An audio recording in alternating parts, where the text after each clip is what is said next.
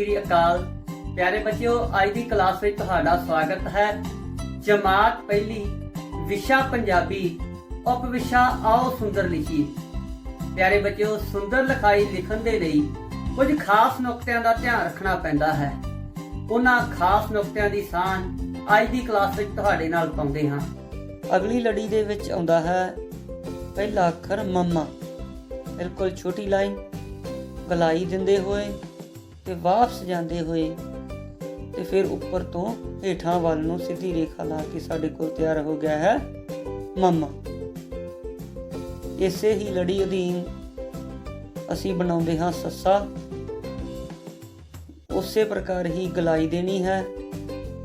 ਗਲਾਈ ਦਿੰਦੇ ਹੋਏ ਵਾਪਸ ਜਾਂਦੇ ਹੋਏ ਉੱਪਰ ਤੋਂ ਹੇਠਾਂ ਵੱਲ ਬਿਲਕੁਲ ਸਿੱਧੀ ਰੇਖਾ। ਇਹ ਤਿਆਰ ਹੋ ਗਿਆ ਹੈ ਸੱਸਾ। ਇਸੇ ਲੜੀ ਅਧੀਨ ਅਗਲਾ ਅੱਖਰ ਅਸੀਂ ਸਿੱਖਦੇ ਹਾਂ ਆੜਾ।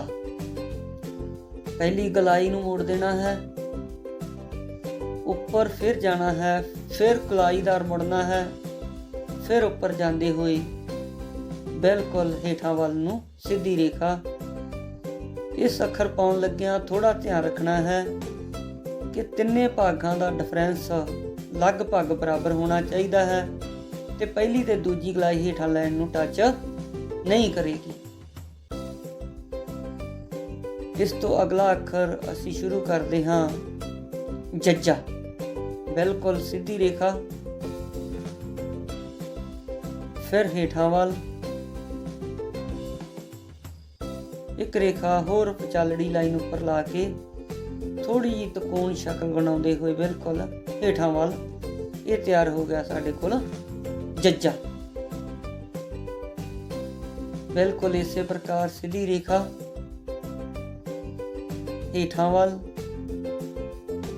ਫਿਰ ਬਿਲਕੁਲ ਸਿੱਧੀ ਦੂਸਰੀ ਸਾਈਡ ਤੇ ਤਕੋਣ ਬਣਾਉਂਦੇ ਹੋਏ ਗਲਾਈ ਦੇਵਾਂਗੇ। ਇਹ ਸਾਡੇ ਕੋਲ ਤਿਆਰ ਹੋ ਗਿਆ ਹੈ ਦੱਦਾ।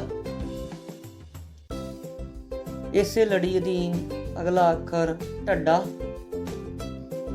ਹੇਠਾਂ ਵੱਲ ਦੂਸਰੀ ਲਾਈਨ ਤੋਂ ਮੁੜਾਂਗੇ ਤੇ ਕੋਣ ਦੀ ਸ਼ਕਲ ਬਣਾਉਂਦੇ ਹੋਏ ਗਲਾਈ ਦਿੰਦੇ ਹੋਏ ਇੱਕ ਗਲਾਈ ਹੋਰ ਦਿੰਦੇ ਹਾਂ। ਇਹ ਤਿਆਰ ਹੋ ਗਿਆ ਹੈ ਢੱਡਾ। ਇਸੇ ਲੜੀ ਦੇ ਅਧੀਨ ਇੱਕ ਅੱਖਰ ਹੋਰ ਸਿੱਖਦੇ ਹਾਂ, ਉਹ ਹੈ ਚੱਚਾ। ਬਿਲਕੁਲ ਸਿੱਧੀ ਰੇਖਾ, ਥੋੜਾ ਜਿਹਾ ਹੇਠਾਂ ਵੱਲ ਤੇ ਦੂਸਰੀ ਸਾਈਡ ਤੋਂ ਤਕੋਣ ਬਣਾਉਂਦੇ ਹੋਏ ਬਿਲਕੁਲ ਉੱਪਰਲੀ ਲਾਈਨ ਨੂੰ ਅਸੀਂ ਮਿਲਾ ਦੇਵਾਂਗੇ। ਸਾਡੇ ਕੋਲ ਤਿਆਰ ਹੋ ਗਿਆ ਹੈ ਚੱਚਾ।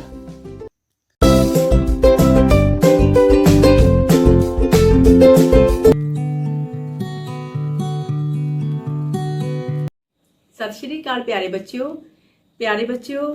ਅੱਜ ਆਪਾਂ ਖੇਡ ਵਿੱਚ ਇੱਕ ਅੰਕੀ ਜੋੜ ਕਰਨਾ ਸਿੱਖਾਂਗੇ। ਪਿਆਰੇ ਬੱਚਿਓ, ਤੁਹਾਨੂੰ ਪਾਣੀ ਵਿੱਚ ਕਿੰਨੀਆਂ ਮੱਛੀਆਂ ਨਜ਼ਰ ਆ ਰਹੀਆਂ ਹਨ? ਆਓ ਗਿਣਦੇ ਹਾਂ। 1 2 3 4 5। ਬੱਚਿਓ, ਪਾਣੀ ਵਿੱਚ 5 ਮੱਛੀਆਂ ਹਨ। 2 ਮੱਛੀਆਂ ਪਾਣੀ ਵਿੱਚ ਹੋਰ ਆ ਗਈਆਂ। ਦੇਖੋ ਬੱਚਿਓ, 2 ਮੱਛੀਆਂ ਪਾਣੀ ਵਿੱਚ ਹੋਰ ਆ ਗਈਆਂ। ਹੁਣ ਦੱਸੋ ਕਿੰਨੀਆਂ ਮੱਛੀਆਂ ਹੋ ਗਈਆਂ? ਦੇਖੋ ਬੱਚਿਓ, ਪਹਿਲਾਂ ਪਾਣੀ ਵਿੱਚ ਸੀ 5 ਮੱਛੀਆਂ, ਫਿਰ ਆ ਗਈਆਂ 2 ਹੋਰ ਮੱਛੀਆਂ ਤੇ ਮਿਲ ਕੇ ਕਿੰਨੀਆਂ ਹੋ ਗਈਆਂ? ਆਓ ਗਿਣਦੇ ਹਾਂ। 1 2 3 4 5 6 7। ਮਿਲ ਕੇ ਹੋ ਗਈਆਂ 7 ਮੱਛੀਆਂ। ਹੁਣ ਪਾਣੀ ਵਿੱਚ 7 ਮੱਛੀਆਂ ਹਨ। ਪਿਆਰੇ ਬੱਚਿਓ, ਤੁਹਾਨੂੰ ਰੁੱਖ ਉੱਤੇ ਕਿੰਨੇ ਪੰਛੀ ਬੈਠੇ ਨਜ਼ਰ ਆ ਰਹੇ ਹਨ? ਆਓ ਗਿਣਦੇ ਹਾਂ। 1 2 3 4 5।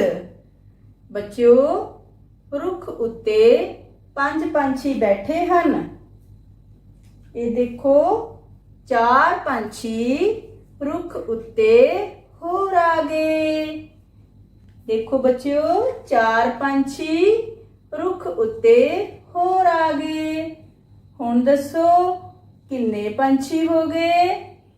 ਦੇਖੋ ਬੱਚਿਓ ਪਹਿਲਾਂ ਰੁੱਖ ਤੇ ਸੀ 5 ਪੰਛੀ, ਫਿਰ ਆ ਗਏ 4 ਹੋਰ ਪੰਛੀ ਤੇ ਮਿਲ ਕੇ ਕਿੰਨੇ ਹੋ ਗਏ? ਆਓ ਗਿਣਦੇ ਹਾਂ। 1 2 3 4 5 6 7 8 9 ਮਿਲ ਕੇ ਹੋ ਗਏ 9 ਪੰਛੀ।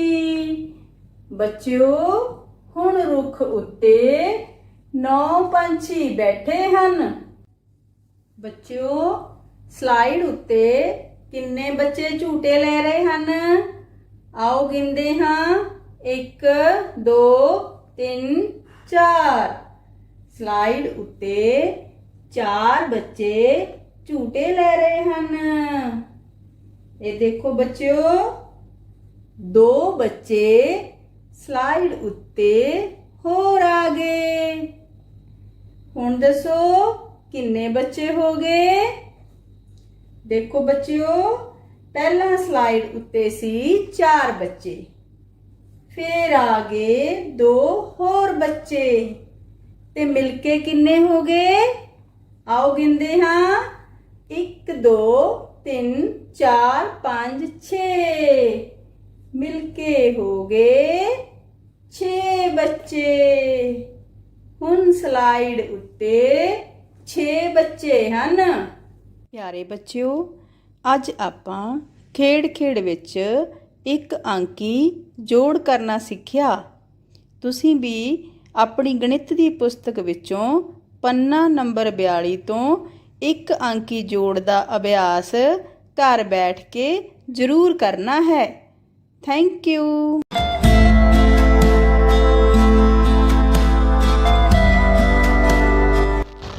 Good morning, children. Look, all your friends are here to play with us. But you know, they all are jumbled up. Will you help me to rearrange the letters? Come, let's rearrange the letters. Children, read aloud with me. A, B, B, C, K, D, D, E, F, F, G, G, H, I, E, J, J, K, K, L, L. Very good, children. We have done it. Children, here we have a set of letters. Let's read them. G, G, K, K. Yes, it's A, L, L, F, E, I, E, J, J, H, D, D, C, K, B, B. Now you will help me to rearrange the letters. Let's do it.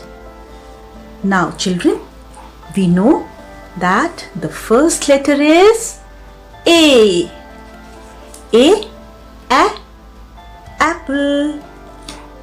A. Yes, it's B. B, ball. A, B, C. You are right. It's C. A, B, C, D. Yes, students, you are right. It's D. Let's read, children. A, B, C, D. Next letter is E.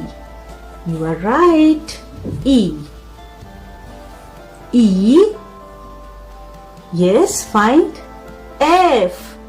Right. It's F. F. E, F. Now it's G. G, G. E, F, G, H. Very good, children. Let's read once again. A, B, C, D, E, F, G, H. Next letter is I. Very good, children. I, E. I, J. You are right. J, J. I, J, K. Where is K? It's here. Very good, children. K. I, J, K, L. It's here. L. We have done it. Children, it's time for homework. Try to write A to L in your notebook. Keep learning. ਸਤਿ ਸ਼੍ਰੀ ਅਕਾਲ ਪਿਆਰੇ ਬੱਚਿਓ, ਅੱਜ ਦੀ online ਜਮਾਤ ਵਿੱਚ ਤੁਹਾਡਾ ਸਵਾਗਤ ਹੈ। ਹੁਣ ਤੱਕ ਤੁਸੀਂ ਟਿੱਪੀ ਲਗਾਖਰ ਨੂੰ ਲਗਾ ਕੇ ਸ਼ਬਦਾਂ ਤੇ ਵਾਕਾਂ ਨੂੰ ਪੜ੍ਹਨਾ ਸਿੱਖ ਚੁੱਕੇ ਹੋ। ਅੱਜ ਅਸੀਂ ਕਰਾਂਗੇ ਸ਼ਬਦਾਂ ਦੀ ਬੋਲ ਲਿਖਤ ਦਾ ਅਭਿਆਸ। ਆਓ ਸ਼ੁਰੂ ਕਰਦੇ ਹਾਂ। ਸਭ ਤੋਂ ਪਹਿਲਾ ਸ਼ਬਦ ਲਿਖੋ ਅੰਬ। ਹਾਂਜੀ ਬੱਚਿਓ, ਪਹਿਲਾ ਸ਼ਬਦ ਹੈ ਅੰਬ। ਉਮੀਦ ਹੈ ਤੁਸੀਂ ਸਾਰਿਆਂ ਨੇ ਲਿਖ ਲਿਆ ਹੋਣਾ। ਹੁਣ ਮੇਰੇ ਲਿਖੇ ਸ਼ਬਦ ਨਾਲ ਆਪਣੇ ਲਿਖੇ ਸ਼ਬਦ ਦਾ ਮਿਲਾਨ ਕਰੋ। ਹਾਂਜੀ ਬੱਚਿਓ, ਦੱਸੋ ਇਹ ਤਸਵੀਰ ਕਾਦੀ ਹੈ? मैडम जी एता कंबल है। ਹਾਂਜੀ, ਤਾਂ ਦੂਜਾ ਸ਼ਬਦ ਹੈ ਸਾਡਾ ਕੰਬਲ। ਲਿਖੋ ਫਿਰ ਤੁਸੀਂ ਕੰਬਲ। ਲਿਖ ਲਿਆ ਇਹ ਸਾਰਿਆਂ ਨੇ? हाँ जी। ਹੁਣ ਆਪਣੇ ਲਿਖੇ ਸ਼ਬਦ ਨੂੰ ਮੇਰੇ ਲਿਖੇ ਸ਼ਬਦ ਨਾਲ ਮੇਲ ਕਰੋ। ਅੱਛਾ, ਹੁਣ ਇਹ ਦੱਸੋ ਫਿਰ ਇਹ ਕਿਹੜਾ ਰੰਗ ਹੈ? मैडम जी एता संतरी रंग है। ਸ਼ਾਬਾਸ਼ ਬੱਚਿਓ, ਤਾਂ ਫਿਰ ਲਿਖੋ ਅਗਲਾ ਸ਼ਬਦ ਸੰਤਰੀ। ਹੁਣ ਆਪਣੇ ਲਿਖੇ ਸ਼ਬਦ ਨੂੰ ਮੇਰੇ ਸ਼ਬਦ ਨਾਲ ਮਿਲਾ ਲਓ। ਅਗਲਾ ਸ਼ਬਦ ਲਿਖੋ ਮੰਜੀ। ਹਾਂਜੀ, ਮੰਜੀ।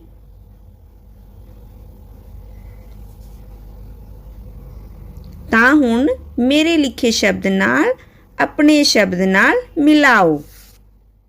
मैडम जी एता अंगूर है।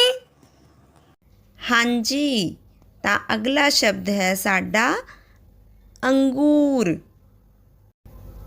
ਲਿਖੋ ਫਿਰ ਅੰਗੂਰ। ਇੱਕ ਵਾਰ ਜ਼ਰੂਰ ਚੈੱਕ ਕਰ ਲਓ ਕਿ ਸਭ ਨੇ ਠੀਕ ਲਿਖਿਆ ਹੈ। ਅਗਲਾ ਸ਼ਬਦ ਲਿਖੋ ਪਿੰਜਰਾ। ਪਿੰਜਰਾ। ਉਮੀਦ ਹੈ ਤੁਸੀਂ ਸਾਰਿਆਂ ਨੇ ਲਿਖ ਲਿਆ ਹੋਣਾ।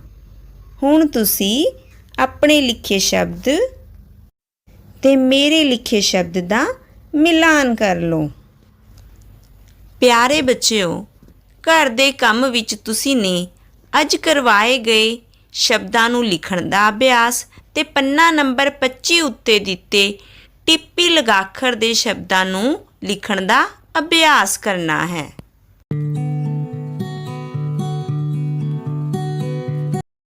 ਪਿਆਰੇ ਬੱਚਿਓ, ਸਤਿ ਸ੍ਰੀ ਅਕਾਲ। ਆਪਾਂ ਕਰਨ ਜਾ ਰਹੇ ਹਾਂ ਜਮਾਤ ਦੂਜੀ ਵਿਸ਼ਾ ਗਣਿਤ ਦੀ ਪੁਸਤਕ ਦਾ ਪੇਜ ਨੰਬਰ 43 ਉੱਪਰ ਵਰਕਸ਼ੀਟ ਦੇ 10ਵੇਂ ਸਵਾਲ ਤੋਂ। ਸੋ ਆਓ ਆਪਾਂ ਇਸ ਨੂੰ ਕਰਨਾ ਸ਼ੁਰੂ ਕਰਦੇ ਹਾਂ। ਇਹ ਹੈ ਬੱਚਿਓ 10ਵਾਂ ਸਵਾਲ, ਸ਼ਬਦਾਂ ਨੂੰ ਅੰਕਾਂ ਵਿੱਚ ਲਿਖੋ। ਹੇਠਾਂ ਦਿੱਤੇ ਹੋਏ ਤੁਸੀਂ ਦੇਖ ਰਹੇ ਹੋ ਆ ਕੱਪ ਬਣੇ ਹੋਏ ਹਨ। ਕੱਪ ਦੇ ਚਿੱਤਰਾਂ ਦੇ ਉੱਪਰ ਲਿਖਿਆ ਹੋਇਆ ਹੈ ਸ਼ਬਦਾਂ ਵਿੱਚ। ਇਹਨਾਂ ਸ਼ਬਦਾਂ ਵਿੱਚ ਲਿਖੇ ਹੋਏ ਨੂੰ ਆਪਾਂ ਇਸ ਦੇ ਉੱਪਰ ਬਣੇ ਹੋਏ ਖਾਲੀ ਥਾਂ ਵਿੱਚ ਅੰਕਾਂ ਦੇ ਰੂਪ ਵਿੱਚ ਲਿਖਣਾ ਹੈ। ਸੋ ਪਹਿਲਾ ਹੈ 93। 93 ਨੂੰ ਆਪਾਂ ਅੰਕਾਂ 'ਚ ਲਿਖਣਾ ਹੈ 90 3 93। ਅਗਲਾ ਬੱਚਿਓ 99। ਇਸ ਨੂੰ ਵੀ ਇੱਥੇ ਬਣੇ ਖਾਲੀ ਥਾਂ ਦੇ ਅੰਦਰ ਅੰਕਾਂ 'ਚ ਲਿਖਣਾ ਹੈ 80 9 99। ਇਸੇ ਤਰੀਕੇ ਬਾਕੀ ਰਹਿੰਦੇ ਸਵਾਲ ਵੀ ਤੁਸੀਂ ਕਰਨੇ ਹਨ, ਉਹਨਾਂ ਨੂੰ ਵੀ ਅੰਕਾਂ ਦੇ ਵਿੱਚ ਲਿਖਣਾ ਹੈ। 11ਵੇਂ ਸਵਾਲ ਦੇ ਉੱਪਰ 11ਵਾਂ ਸਵਾਲ ਹੈ ਸਭ ਤੋਂ ਵੱਡੀ ਸੰਖਿਆ ਤੇ ਚੱਕਰ ਲਗਾਓ। ਬੱਚਿਓ ਤੁਸੀਂ ਦੇਖ ਰਹੇ ਹੋ ਇੱਥੇ ਹੇਠਾਂ ਹਰ ਇੱਕ ਖਾਨੇ ਦੇ ਅੰਦਰ 3-3 ਸੰਖਿਆਵਾਂ ਲਿਖੀਆਂ ਹੋਈਆਂ ਹਨ। ਇਹਨਾਂ ਸੰਖਿਆਵਾਂ ਵਿੱਚੋਂ ਵੱਡੀ ਸੰਖਿਆ ਦੇ ਉੱਪਰ ਚੱਕਰ ਲਗਾਉਣਾ ਹੈ। ਸੋ ਆਪਾਂ ਕਰਦੇ ਹਾਂ ਇਹ ਵਾਲਾ ਸਵਾਲ ਪਹਿਲਾ। ਇੱਥੇ ਆਪਾਂ ਨੂੰ 3 ਸੰਖਿਆਵਾਂ ਦੇ ਵਿੱਚੋਂ ਸਭ ਤੋਂ ਪਹਿਲਾਂ ਦਹਾਈ ਦਾ ਅੰਕ ਜਿਸ ਸੰਖਿਆ ਵਿੱਚ ਵੱਡਾ ਹੈ ਉਹੀ ਸੰਖਿਆ ਸਭ ਤੋਂ ਵੱਡੀ ਸੰਖਿਆ ਹੈ। ਸੋ ਦੇਖਦੇ ਹਾਂ ਦਹਾਈ ਦਾ ਅੰਕ 9 ਸਭ ਤੋਂ ਵੱਡਾ ਹੈ, ਇਸ ਲਈ 98 ਸਭ ਤੋਂ ਵੱਡੀ ਸੰਖਿਆ ਹੈ। ਇਸ ਦੇ ਉੱਪਰ ਆਪਾਂ ਚੱਕਰ ਲਗਾ ਦੇਵਾਂਗੇ। ਅਗਲੇ ਸਵਾਲ ਦੇ ਅੰਦਰ ਵੀ ਦਹਾਈ ਦਾ ਅੰਕ ਸਭ ਤੋਂ ਵੱਡਾ 9 ਹੈ। ਸੋ 9 ਸਭ ਤੋਂ ਵੱਡਾ ਹੈ ਤਾਂ 96 ਸੰਖਿਆ ਸਭ ਤੋਂ ਵੱਡੀ ਹੈ। 96 ਦੇ ਉੱਪਰ ਆਪਾਂ ਚੱਕਰ ਲਗਾ ਦੇਵਾਂਗੇ। ਇਸ ਤਰੀਕੇ ਨਾਲ ਇਸ ਦੇ ਰਹਿੰਦੇ ਸਵਾਲਾਂ ਨੂੰ ਵੀ ਤੁਸੀਂ ਇਸੇ ਤਰੀਕੇ ਵੱਡੀ ਸੰਖਿਆ ਤੇ ਚੱਕਰ ਲਗਾ ਕੇ ਕਰਨਾ ਹੈ। ਹੁਣ ਆਪਾਂ 12ਵੇਂ ਸਵਾਲ ਉੱਪਰ ਚੱਲਦੇ ਹਾਂ। 12ਵਾਂ ਸਵਾਲ ਹੈ ਬੱਚਿਓ ਸਭ ਤੋਂ ਵੱਡੀ ਸੰਖਿਆ ਨੂੰ ਫੁੱਲ ਦੇ ਵਿਚਕਾਰ ਲਿਖੋ। 12ਵੇਂ ਸਵਾਲ ਤੇ ਇੱਥੇ ਦੇਖ ਰਹੇ ਤੁਸੀਂ ਇਹ ਪਹਿਲਾ ਸਵਾਲ, ਇਸ ਦਾ ਫੁੱਲ ਬਣਿਆ ਹੋਇਆ ਹੈ। ਫੁੱਲ ਦੀਆਂ ਪੱਤੀਆਂ ਦੇ ਵਿੱਚ ਸੰਖਿਆਵਾਂ ਲਿਖੀਆਂ ਹੋਈਆਂ ਹਨ। ਇਹਨਾਂ 4 ਸੰਖਿਆਵਾਂ ਦੇ ਵਿੱਚੋਂ ਸਭ ਤੋਂ ਵੱਡੀ ਸੰਖਿਆ ਨੂੰ ਇਸ ਦੇ ਠੀਕ ਵਿਚਕਾਰ ਬਣੇ ਖਾਲੀ ਥਾਂ ਦੇ ਵਿੱਚ ਲਿਖਣਾ ਹੈ। ਸੋ ਆਪਾਂ ਦੇਖਦੇ ਹਾਂ ਇਹਨਾਂ ਵਿੱਚੋਂ ਵੱਡੀ ਸੰਖਿਆ। ਇੱਥੇ ਵੀ ਦਹਾਈ ਦਾ ਅੰਕ ਦੇਖਿਆ ਜਾਊਗਾ। ਸਭ ਤੋਂ ਵੱਡਾ ਦਹਾਈ ਦਾ ਅੰਕ 9 ਹੈ। ਸੋ 97 ਸੰਖਿਆ ਸਭ ਤੋਂ ਵੱਡੀ ਹੈ। ਇਸ ਨੂੰ ਫੁੱਲ ਦੇ ਵਿਚਕਾਰ ਲਿਖ ਦਿਆਂਗੇ। ਇਸ ਤੋਂ ਅਗਲੇ ਸਵਾਲ ਵਿੱਚ ਵੀ 9, ਇਹਨਾਂ ਸੰਖਿਆਵਾਂ ਵਿੱਚੋਂ ਵੀ 9 ਦਹਾਈ ਦਾ ਅੰਕ ਸਭ ਤੋਂ ਵੱਡਾ ਹੈ, ਇਸ ਲਈ 90 ਸੰਖਿਆ ਸਭ ਤੋਂ ਵੱਡੀ ਹੈ। ਇਸ ਨੂੰ ਵੀ ਫੁੱਲ ਦੇ ਵਿਚਕਾਰ ਲਿਖ ਦੇਵਾਂਗੇ। ਇਸੇ ਤਰੀਕੇ ਇਸ ਦੇ 3 ਜੋ ਬਾਕੀ ਰਹਿੰਦੇ ਸਵਾਲ ਹਨ ਉਹਨਾਂ ਨੂੰ ਵੀ ਤੁਸੀਂ ਇਸੇ ਤਰੀਕੇ ਕਰਨਾ ਹੈ। ਅਗਲਾ ਹੈ ਬੱਚਿਓ 13ਵਾਂ ਸਵਾਲ। 13ਵੇਂ ਸਵਾਲ ਦੇ ਵਿੱਚ ਸੰਖਿਆਵਾਂ ਨੂੰ ਘਟਦੇ ਕ੍ਰਮ ਵਿੱਚ ਲਿਖੋ। ਹੇਠਾਂ ਬਣੇ ਹੋਏ ਇਹ ਛਤਰੀ ਦੇ ਚਿੱਤਰ ਦੇ ਵਿੱਚ 3 ਸੰਖਿਆਵਾਂ ਲਿਖੀਆਂ ਹੋਈਆਂ ਹਨ। ਇਹਨਾਂ ਸੰਖਿਆਵਾਂ ਨੂੰ ਘਟਦੇ ਕ੍ਰਮ ਵਿੱਚ ਲਿਖਣਾ ਹੈ। ਘਟਦੇ ਕ੍ਰਮ ਵਿੱਚ ਲਿਖਣ ਲਈ ਆਪਾਂ ਵੱਡੀ ਸੰਖਿਆ ਤੋਂ ਛੋਟੀ ਸੰਖਿਆ ਵੱਲ ਨੂੰ ਚੱਲਦੇ ਹਾਂ। ਸਭ ਤੋਂ ਪਹਿਲਾਂ ਵੱਡੀ ਸੰਖਿਆ ਦਾ ਪਤਾ ਕਰਾਂਗੇ। ਇਹਨਾਂ ਤਿੰਨਾਂ ਵਿੱਚੋਂ ਦਹਾਈ ਦਾ ਅੰਕ ਸਭ ਤੋਂ ਵੱਡਾ 9 ਹੈ, ਇਸ ਲਈ 96 ਸੰਖਿਆ ਸਭ ਤੋਂ ਵੱਡੀ ਹੈ। ਉਹ ਸਭ ਤੋਂ ਪਹਿਲਾਂ ਲਿਖੀ ਜਾਊਗੀ। 96 ਤੋਂ ਛੋਟੀ ਸੰਖਿਆ ਆਪਾਂ 9 ਤੋਂ ਛੋਟਾ ਦਹਾਈ ਦਾ ਅੰਕ 8 ਹੈ, ਇਸ ਲਈ 84 ਸੰਖਿਆ 96 ਤੋਂ ਛੋਟੀ ਹੈ। 96 ਤੋਂ ਬਾਅਦ 84 ਸੰਖਿਆ ਲਿਖੀ ਜਾਊਗੀ। 8 ਤੋਂ ਛੋਟਾ ਦਹਾਈ ਦਾ ਅੰਕ 7 ਹੈ, ਇਸ ਲਈ 75 ਸੰਖਿਆ ਸਭ ਤੋਂ ਛੋਟੀ ਹੈ। ਉਹ ਸਭ ਤੋਂ ਬਾਅਦ ਅਖੀਰ 'ਚ ਲਿਖੀ ਜਾਊਗੀ। ਸੋ 96 84 75 ਇਹ ਘਟਦੇ ਕ੍ਰਮ ਵਿੱਚ ਸੰਖਿਆਵਾਂ ਹਨ। ਅਗਲਾ ਸਵਾਲ ਹੈ ਇੱਥੇ ਫਿਰ 3 ਸੰਖਿਆਵਾਂ ਲਿਖੀਆਂ ਹੋਈਆਂ ਹਨ। ਇੱਥੇ ਵੀ ਦਹਾਈ ਦਾ ਅੰਕ ਸਭ ਤੋਂ ਵੱਡਾ ਪਹਿਲਾਂ ਪਤਾ ਕਰਾਂਗੇ। ਸਭ ਤੋਂ ਵੱਡਾ ਹੈ 9, ਇਸ ਲਈ 98 ਸੰਖਿਆ ਸਭ ਤੋਂ ਵੱਡੀ ਹੈ। 9 ਤੋਂ ਛੋਟਾ ਉਸ ਤੋਂ ਬਾਅਦ ਵਾਲਾ ਛੋਟਾ ਹੈ 7। ਸੋ ਦਹਾਈ ਦਾ ਅੰਕ 7 ਹੈ ਤਾਂ 70 ਸੰਖਿਆ 98 ਤੋਂ ਬਾਅਦ ਲਿਖੀ ਜਾਊਗੀ। ਉਸ ਤੋਂ ਛੋਟਾ ਹੈ 7 ਤੋਂ ਛੋਟਾ ਅੰਕ ਹੈ 6 ਦਹਾਈ ਦਾ ਅੰਕ, ਤਾਂ 64 ਸੰਖਿਆ ਸਭ ਤੋਂ ਅਖੀਰ 'ਚ ਲਿਖੀ ਜਾਊਗੀ। ਇਸ ਤਰੀਕੇ ਘਟਦੇ ਕ੍ਰਮ ਵਿੱਚ ਆਪਾਂ ਸੰਖਿਆਵਾਂ ਨੂੰ ਲਿਖਿਆ। ਤੁਸੀਂ ਆ 2 ਰਹਿੰਦੇ ਸਵਾਲਾਂ ਨੂੰ ਵੀ ਇਸੇ ਤਰੀਕੇ ਲਿਖ ਕੇ ਕਰਨਾ ਹੈ। ਅਗਲਾ ਸਵਾਲ ਹੈ ਬੱਚਿਓ 14ਵਾਂ। 14ਵੇਂ ਸਵਾਲ ਦੇ ਵਿੱਚ ਸੰਖਿਆਵਾਂ ਨੂੰ ਸ਼ਬਦਾਂ ਵਿੱਚ ਲਿਖੋ। ਹੇਠਾਂ ਦਿੱਤੇ ਹੋਏ ਅੰਬ ਦੇ ਚਿੱਤਰਾਂ ਦੇ ਵਿੱਚ ਆਪਾਂ ਨੂੰ ਸੰਖਿਆ ਅੰਕਾਂ ਦੇ ਵਿੱਚ ਲਿਖੀਆਂ ਹੋਈਆਂ ਹਨ। ਇਹਨਾਂ ਅੰਕਾਂ ਦੇ ਵਿੱਚ ਲਿਖੀਆਂ ਹੋਈਆਂ ਸੰਖਿਆਵਾਂ ਨੂੰ ਆਪਾਂ ਸ਼ਬਦਾਂ ਵਿੱਚ ਲਿਖਣਾ ਹੈ। 10ਵੇਂ ਸਵਾਲ ਦੇ ਅੰਦਰ ਵੀ ਤੁਸੀਂ ਠੀਕ ਇਸੇ ਤਰੀਕੇ ਦਾ ਸਵਾਲ ਜੋ ਹੈ ਉਹ ਕਰਿਆ। ਉਸ ਦੇ ਵਿੱਚ ਆਪਾਂ ਸੰਖਿਆਵਾਂ ਨੂੰ ਸ਼ਬਦਾਂ ਵਿੱਚ ਦਿੱਤੀਆਂ ਸੰਖਿਆਵਾਂ ਨੂੰ ਅੰਕਾਂ ਦੇ ਵਿੱਚ ਲਿਖਿਆ ਸੀ। ਹੁਣ ਆਪਾਂ ਅੰਕਾਂ ਵਿੱਚ ਦਿੱਤੀਆਂ ਸੰਖਿਆਵਾਂ ਨੂੰ ਸ਼ਬਦਾਂ ਵਿੱਚ ਲਿਖਾਂਗੇ। ਸੋ ਪਹਿਲਾ ਸਵਾਲ ਜੋ ਸੰਖਿਆ ਲਿਖੀ ਹੋਈ ਹੈ ਉਹ ਹੈ 99। ਜਿਸ ਤਰੀਕੇ ਲਿਖੀ ਹੈ ਬੱਚਿਓ ਉਸੇ ਤਰੀਕੇ ਤੁਸੀਂ ਲਿਖਦੇ ਜਾਣਾ ਹੈ, ਨਾਲੇ ਬੋਲਣਾ ਹੈ। 99 ਜਿਵੇਂ ਬੋਲੇ ਉਵੇਂ ਲਿਖਤਾ 99। ਉਸ ਤੋਂ ਅਗਲਾ ਸਵਾਲ ਹੈ 79। ਜਿਸ ਤਰ੍ਹਾਂ ਤੁਸੀਂ ਬੋਲਿਆ ਉਸੇ ਤਰੀਕੇ ਤੁਸੀਂ ਲਿਖਣਾ ਹੈ 79। ਇਸ ਤਰੀਕੇ ਨਾਲ ਇਹਨਾਂ ਜੋ ਰਹਿੰਦੇ ਸਵਾਲ ਹਨ ਇਹਨਾਂ ਨੂੰ ਵੀ ਤੁਸੀਂ ਇਸੇ ਤਰੀਕੇ ਸ਼ਬਦਾਂ ਦੇ ਵਿੱਚ ਲਿਖ ਕੇ ਪੂਰਾ ਕਰਨਾ ਹੈ। ਉਮੀਦ ਕਰਦਾ ਤੁਹਾਨੂੰ ਸਮਝ ਆਇਆ ਹੋਊਗਾ। ਥੈਂਕ ਯੂ, ਧੰਨਵਾਦ।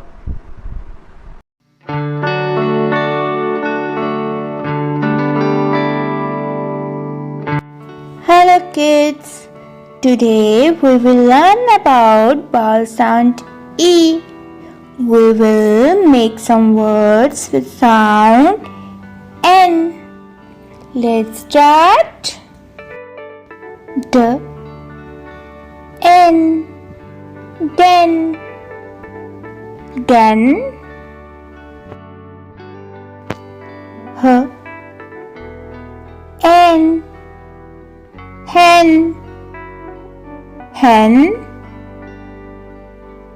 P, N, pen, pen, M, N, men, M, and man, M, and men, T, N, ten, ten, K, N, can, can. Kids, let's read again. D, N, den, done. H, N, hen, hen, P, N, pen, pen, M, N, men, men, T, N, ten, ten, K, N, can, can. Kids, let's read once again. Den, hen, men,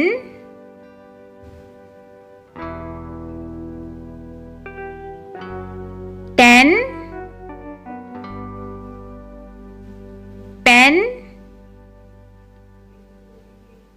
can. It's time for homework.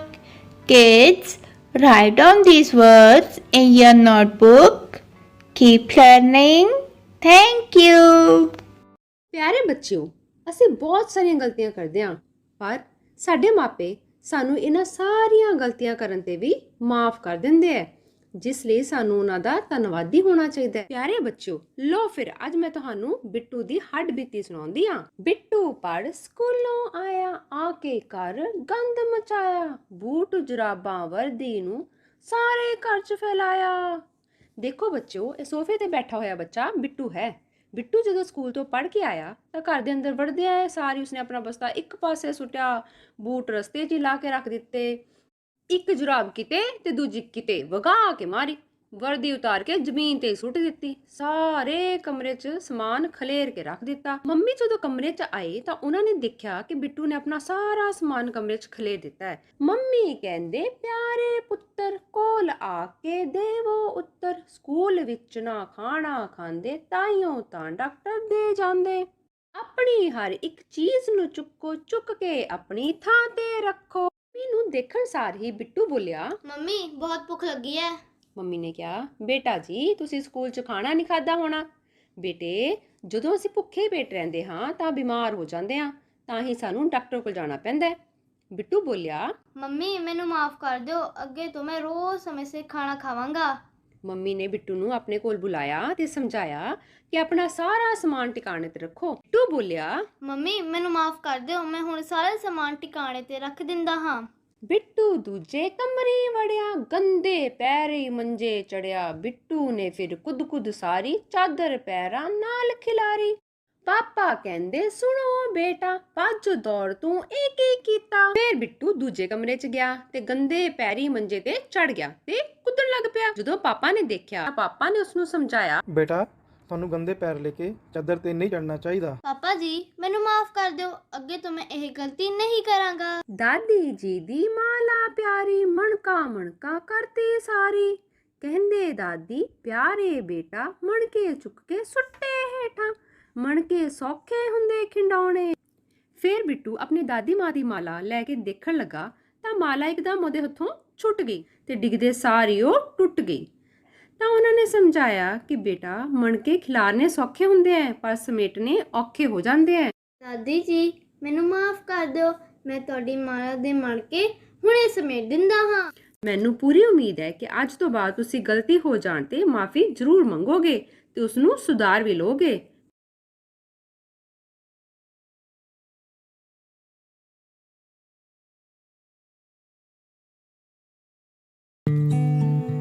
ਪਿਆਰੇ ਬੱਚਿਓ, ਤੁਸੀਂ ਆਪਣੀ ਤੀਜੀ ਜਮਾਤ ਦੀ ਪੰਜਾਬੀ ਦੀ ਪਾਠ ਪੁਸਤਕ ਵਿੱਚੋਂ 7ਵਾਂ ਪਾਠ ਦਰਿਆ ਨੇ ਕਿਹਾ ਪੜ੍ਹ ਚੁੱਕੇ ਹੋ ਤੇ ਸਮਝ ਵੀ ਚੁੱਕੇ ਹੋ। ਪਰ ਬੱਚਿਓ, ਤੀਜੀ ਜਮਾਤ ਦਾ ਇੱਕ ਬੱਚਾ ਹੈ ਨਾ, ਦੀਪੂ, ਤੁਹਾਨੂੰ ਪਤਾ ਹੀ ਹੈ ਕਿ ਉਹਦਾ ਮਨ ਪੜ੍ਹਾਈ ਵਿੱਚ ਨਹੀਂ ਲੱਗਦਾ।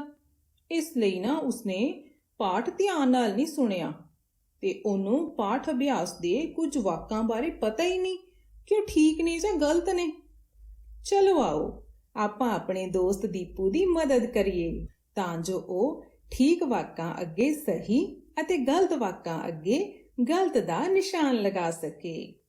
ਦੇਖੋ ਬੱਚਿਓ, ਵਾਕ ਨੰਬਰ 1, ਬਿਰਖੂ ਦੀ ਕੁਹਾੜੀ ਚਾਂਦੀ ਦੀ ਸੀ। ਫਿਰ ਦੇਖੋ, ਬਿਰਖੂ ਦੀ ਕੁਹਾੜੀ ਚਾਂਦੀ ਦੀ ਸੀ। ਹਾਂਜੀ ਬੱਚਿਓ, ਪਾਠ ਵਿੱਚ ਆਪਾਂ ਕੀ ਪੜ੍ਹਿਆ ਸੀ ਕਿ ਦਰਿਆ ਦੀਆਂ ਛੱਲਾਂ ਨਾਲ 3 ਕੁਹਾੜੀਆਂ ਕਿਨਾਰੇ ਤੇ ਆ ਗਈਆਂ, ਇੱਕ ਸੋਨੇ ਦੀ, ਇੱਕ ਚਾਂਦੀ ਦੀ ਅਤੇ ਇੱਕ ਲੋਹੇ ਦੀ। ਫਿਰ ਸੋਚੋ, ਬਿਰਖੂ ਕਿਹੜੀ ਕੁਹਾੜੀ ਵੇਖ ਕੇ ਖਿੜ ਪਿਆ ਸੀ? ਹਾਂਜੀ, ਲੋਹੇ ਦੀ ਕੁਹਾੜੀ ਵੇਖ ਕੇ, ਕਿਉਂਕਿ ਲੋਹੇ ਦੀ ਕੁਹਾੜੀ ਬਿਰਖੂ ਦੀ ਸੀ। ਇਸ ਲਈ ਇਹ ਵਾਕ ਗਲਤ ਹੈ ਤੇ ਅਸੀਂ ਵਾਕ ਦੇ ਅੱਗੇ ਬਣੇ ਡੱਬੇ ਦੇ ਵਿੱਚ ਗਲਤ ਦਾ ਨਿਸ਼ਾਨ ਲਗਾਵਾਂਗੇ। ਵਾਕ ਨੰਬਰ 2, ਬਿਰਖੂ ਇੱਕ ਲੱਕੜਹਾਰਾ ਸੀ। ਹਾਂਜੀ, ਸੋਚੋ, ਬਿਲਕੁਲ, ਪਾਠ ਦੀ ਪਹਿਲੀ ਲਾਈਨ ਹੈ, ਬਿਰਖੂ ਇੱਕ ਲੱਕੜਹਾਰਾ ਸੀ। ਸੋ ਬੱਚਿਓ, ਦੱਸੋ ਫਿਰ ਇਹ ਵਾਕ ਸਹੀ ਹੈ ਜਾਂ ਗਲਤ? ਬਿਲਕੁਲ, ਇਹ ਵਾਕ ਸਹੀ ਹੈ ਤੇ ਅਸੀਂ ਵਾਕ ਦੇ ਅੱਗੇ ਬਣੇ ਡੱਬੇ ਦੇ ਵਿੱਚ ਸਹੀ ਦਾ ਨਿਸ਼ਾਨ ਲਾਵਾਂਗੇ। ਸ਼ਾਬਾਸ਼। ਵਾਕ ਨੰਬਰ 3, ਧਰਤੀ ਨੂੰ ਹਰਾ ਭਰਾ ਰੱਖਣ ਲਈ ਰੁੱਖਾਂ ਨੂੰ ਕੱਟਣਾ ਚਾਹੀਦਾ ਹੈ। ਬੱਚਿਓ, ਇੱਕ ਵਾਰ ਫਿਰ ਵਾਕ ਪੜੋ। ਧਰਤੀ ਨੂੰ ਹਰਾ ਭਰਾ ਰੱਖਣ ਲਈ ਰੁੱਖਾਂ ਨੂੰ ਕੱਟਣਾ ਚਾਹੀਦਾ ਹੈ। ਬੱਚਿਓ, ਸਾਨੂੰ ਸਭ ਨੂੰ ਪਤਾ ਹੈ ਕਿ ਧਰਤੀ ਨੂੰ ਹਰਾ ਭਰਾ ਰੱਖਣ ਲਈ ਰੁੱਖ ਲਗਾਉਣੇ ਚਾਹੀਦੇ ਹਨ, ਨਾ ਕਿ ਕੱਟਣੇ ਚਾਹੀਦੇ ਹਨ। ਸੋ ਬੱਚਿਓ, ਇਹ ਵਾਕ ਗਲਤ ਹੈ ਤੇ ਅਸੀਂ ਇਸ ਵਾਕ ਦੇ ਅੱਗੇ ਬਣੇ ਡੱਬੇ ਦੇ ਵਿੱਚ ਗਲਤ ਦਾ ਨਿਸ਼ਾਨ ਲਗਾਵਾਂਗੇ। ਚਲੋ ਜੀ, ਅਗਲਾ ਵਾਕ ਦੇਖੋ। ਵਾਕ ਨੰਬਰ 4, ਦਰਿਆ ਨੇ ਬਿਰਖੂ ਨੂੰ ਰੁੱਖ ਲਾਉਣ ਦੀ ਨਸੀਹਤ ਦਿੱਤੀ। ਫਿਰ ਪੜੋ ਜੀ, ਦਰਿਆ ਨੇ ਬਿਰਖੂ ਨੂੰ ਰੁੱਖ ਲਾਉਣ ਦੀ ਨਸੀਹਤ ਦਿੱਤੀ। ਮੈਨੂੰ ਪਤਾ ਮੇਰੇ ਪਿਆਰੇ ਬੱਚਿਆਂ ਨੇ ਸਾਰਾ ਪਾਠ ਸ਼ੁਰੂ ਤੋਂ ਲੈ ਕੇ ਅੰਤ ਤੱਕ ਚੰਗੀ ਤਰ੍ਹਾਂ ਪੜ੍ਹਿਆ ਤੇ ਪਾਠ ਦੇ ਅੰਤ ਵਿੱਚ ਜਦੋਂ ਬਿਰਖੂ 3 ਕੁਹਾੜੀਆਂ ਲੈ ਕੇ ਜਾਣ ਲੱਗਦਾ ਹੈ ਤਾਂ ਦਰਿਆ ਉਸ ਨੂੰ ਕਹਿੰਦਾ ਹੈ ਕਿ ਬਿਰਖੂ, ਤੂੰ ਰੁੱਖ ਕੱਟਣ ਦੇ ਨਾਲ-ਨਾਲ ਰੁੱਖ ਲਾਇਆ ਵੀ ਕਰ। ਸੋ ਬੱਚਿਓ, ਇਹ ਵਾਕ ਸਹੀ ਹੈ। ਚਲੋ ਫਿਰ ਵਾਕ ਦੇ ਅੱਗੇ ਬਣੇ ਡੱਬੇ ਦੇ ਵਿੱਚ ਸਹੀ ਦਾ ਨਿਸ਼ਾਨ ਲਗਾਓ। ਬੱਚਿਓ ਹੁਣ ਘਰ ਦੇ ਕੰਮ ਵਿੱਚ ਤੁਸੀਂ ਇਹ ਸਾਰੇ ਵਾਕ ਸੁੰਦਰ ਲਿਖਾਈ ਵਿੱਚ ਆਪਣੀ ਕਾਪੀ ਵਿੱਚ ਲਿਖਣੇ ਨੇ ਤੇ ਉਹਨਾਂ ਦੇ ਅੱਗੇ ਸਹੀ ਗਲਤ ਦੇ ਨਿਸ਼ਾਨ ਲਗਾਉਣੇ ਹਨ। ਸਤਿ ਸ਼੍ਰੀ ਅਕਾਲ ਪਿਆਰੇ ਬੱਚਿਓ ਅੱਜ ਆਪਾਂ ਜਮਾਤ ਤੀਸਰੀ ਵਿਸ਼ਾ ਗਣਿਤ ਵਿੱਚ ਪੰਨਾ ਨੰਬਰ 53 ਤੋਂ ਦਿੱਤੇ ਹੋਏ ਪਹਿਲੇ ਸਵਾਲ ਨੂੰ ਕਰੰਸੀ ਨੋਟਾਂ ਨਾਲ ਹੱਲ ਕਰਨਾ ਸਿੱਖਾਂਗੇ। ਬੱਚਿਓ ਅੱਜ ਮਨਜੀਤ ਨੇ ਆਪਣੀ ਭੈਣ ਲਈ ਬਿਸਕਟ ਦਾ ਪੈਕੇਟ ਖਰੀਦਣਾ ਹੈ ਤਾਂ ਮਨਜੀਤ ਦੇਖਦਾ ਹੈ ਕਿ ਉਸ ਦੀ ਗੋਲਕ ਵਿੱਚ ਕਿੰਨੇ ਰੁਪਏ ਹਨ। ਆਓ ਦੇਖਦੇ ਹਾਂ। 10 20 30 40 50 60 70 71 72 73 74 75 ਮਨਜੀਤ ਕੋਲ ਹਨ 75 ਰੁਪਏ। ਮਨਜੀਤ ਆਪਣੇ 75 ਰੁਪਏ ਲੈ ਕੇ ਬਾਜ਼ਾਰ ਵਿੱਚ ਜਾਂਦਾ ਹੈ। ਉਹ ਇਹ ਬਿਸਕਟ ਦਾ ਪੈਕੇਟ ਖਰੀਦਦਾ ਹੈ ਜਿਸ ਦੀ ਕੀਮਤ ਹੈ 23 ਰੁਪਏ। ਦੇਖੋ ਬੱਚਿਓ, ਜਦੋਂ ਮਨਜੀਤ ਆਪਣੇ 75 ਰੁਪਇਆਂ ਵਿੱਚੋਂ 23 ਰੁਪਏ ਦੇ ਦਿੰਦਾ ਹੈ ਤਾਂ ਉਸ ਕੋਲ ਕਿੰਨੇ ਰੁਪਏ ਰਹਿ ਜਾਂਦੇ ਹਨ। ਆਓ ਦੇਖਦੇ ਹਾਂ। ਬੱਚਿਓ, ਮਨਜੀਤ ਕੋਲ ਹਨ 75 ਰੁਪਏ। ਆਓ ਦੇਖਦੇ ਹਾਂ ਮਨਜੀਤ ਕੋਲ 1 ਰੁਪਏ ਦੇ ਕਿੰਨੇ ਨੋਟ ਹਨ। 1 2 3 4 5 5 ਨੋਟ 1 ਰੁਪਏ ਦੇ, ਭਾਵ 5 ਇਕਾਈਆਂ। ਦੇਖੋ ਬੱਚਿਓ, 10 ਰੁਪਏ ਦੇ ਕਿੰਨੇ ਨੋਟ ਹਨ। 1 2 3 4 5 6 7, ਭਾਵ 7 ਦਹਾਈਆਂ। ਦੇਖੋ ਬੱਚਿਓ, ਬਿਸਕਟ ਦੇ ਪੈਕੇਟ ਦੀ ਕੀਮਤ ਹੈ 23 ਰੁਪਏ। ਉਸ ਨੂੰ 1 ਰੁਪਏ ਦੇ ਕਿੰਨੇ ਨੋਟ ਦੇਣੇ ਪੈਣਗੇ। ਹਾਂਜੀ, 3 ਨੋਟ। 1 2 3। ਦੇਖੋ ਬੱਚਿਓ, 3 ਨੋਟ 1 ਰੁਪਏ ਦੇ, ਭਾਵ 3 ਇਕਾਈਆਂ। ਉਸ ਨੇ 10 ਰੁਪਏ ਦੇ ਕਿੰਨੇ ਨੋਟ ਦੇਣੇ ਹਨ। 1 2 2 ਨੋਟ 10 ਰੁਪਏ ਦੇ, ਭਾਵ 2 ਦਹਾਈਆਂ। ਦੇਖੋ ਬੱਚਿਓ, 20 3 23 23 ਰੁਪਏ ਬਿਸਕਟ ਦੇ ਪੈਕੇਟ ਨੂੰ ਖਰੀਦਣ ਲਈ ਦਿੱਤੇ ਤਾਂ ਦੇਖਦੇ ਹਾਂ ਹੁਣ ਉਸ ਕੋਲ ਕਿੰਨੇ ਰੁਪਏ ਰਹਿ ਗਏ ਹਨ। 1 ਰੁਪਏ ਦੇ ਨੋਟ ਦੇਖਦੇ ਹਾਂ। 1 2 1 ਰੁਪਏ ਦੇ 2 ਨੋਟ, ਭਾਵ 2 ਇਕਾਈਆਂ। 10 ਰੁਪਏ ਦੇ ਨੋਟ ਦੇਖਦੇ ਹਾਂ। 1 2 3 4 5 5 ਨੋਟ 10 ਰੁਪਏ ਦੇ, ਭਾਵ 5 ਦਹਾਈਆਂ। ਆਓ ਬੱਚਿਓ, ਆਪਾਂ ਇਸ ਦੀ ਇੱਕ ਵਾਰ ਫਿਰ ਤੋਂ ਦੁਹਰਾਈ ਕਰਦੇ ਹਾਂ। ਮਨਜੀਤ ਕੋਲ ਸਨ 75 ਰੁਪਏ। ਉਸਨੇ 23 ਰੁਪਏ ਦੇ ਬਿਸਕਟ ਦੇ ਪੈਕੇਟ ਨੂੰ ਖਰੀਦਿਆ। ਬੱਚਿਓ, ਜਦੋਂ ਅਸੀਂ ਕਿਸੇ ਵਸਤੂ ਨੂੰ ਖਰੀਦਣ ਲਈ ਪੈਸੇ ਖਰਚ ਕਰਦੇ ਹਾਂ ਤਾਂ ਬਚੇ ਰੁਪਏ ਪਤਾ ਕਰਨ ਲਈ ਅਸੀਂ ਘਟਾਓ ਕਰਦੇ ਹਾਂ। ਇਹ ਹੈ ਘਟਾਓ ਦਾ ਨਿਸ਼ਾਨ। ਦੇਖੋ ਬੱਚਿਓ, 5 ਇਕਾਈਆਂ। 5 ਇਕਾਈਆਂ ਚੋਂ 3 ਇਕਾਈਆਂ ਘਟਾ ਦਿੱਤੀਆਂ ਤਾਂ ਰਹਿ ਗਈਆਂ 2 ਇਕਾਈਆਂ। ਇਸ ਤਰ੍ਹਾਂ ਦਹਾਈ ਵਿੱਚ 7 ਦਹਾਈਆਂ ਵਿੱਚੋਂ 2 ਦਹਾਈਆਂ ਘਟਾ ਦਿੱਤੀਆਂ ਤਾਂ ਰਹਿ ਗਈਆਂ 5 ਦਹਾਈਆਂ, ਭਾਵ 5 10 ਰੁਪਏ ਦੇ ਨੋਟ। ਮਨਜੀਤ ਕੋਲ ਸਨ 75 ਰੁਪਏ। ਉਸਨੇ 23 ਰੁਪਏ ਦੇ ਬਿਸਕਟ ਦੇ ਪੈਕੇਟ ਨੂੰ ਖਰੀਦਣ ਲਈ ਖਰਚ ਕਰ ਦਿੱਤੇ। ਉਸ ਕੋਲ ਰਹਿ ਗਏ ਹਾਂਜੀ 50 2 52 ਰੁਪਏ। ਬੱਚਿਓ, ਘਰ ਦੇ ਕੰਮ ਵਿੱਚ ਤੁਸੀਂ ਕਰੰਸੀ ਨੋਟਾਂ ਦੀ ਮਦਦ ਦੇ ਨਾਲ ਪੰਨਾ ਨੰਬਰ 54 ਚੋਂ 2 ਅੰਕੀ ਸੰਖਿਆਵਾਂ ਦੀ ਘਟਾਓ ਬਿਨਾਂ ਹਾਸਲ ਤੋਂ ਇਹਨਾਂ ਸਾਰੇ ਸਵਾਲਾਂ ਨੂੰ ਕਾਪੀਆਂ ਤੇ ਹੱਲ ਕਰਨਾ ਹੈ। ਧੰਨਵਾਦ।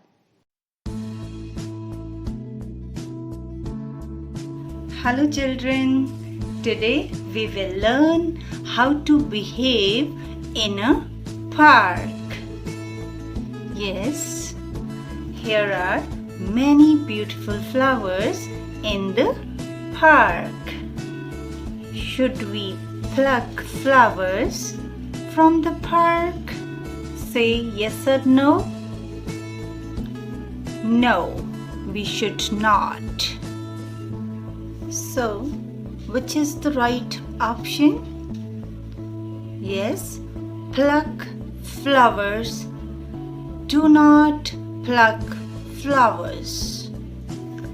This is the right option. Do not pluck flowers.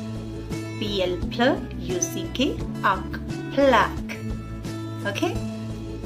Always remember, do not pluck flowers from the park. Tell me, should we shout loudly in the park?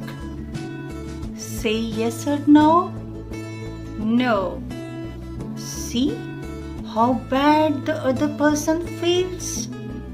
So, we shouldn't shout loudly in the park. Check which is the correct option. Yes. Do not shout loudly. Shout loudly. Yes, this is the right option. Do not shout. S-H-O-U-T, out. Shout.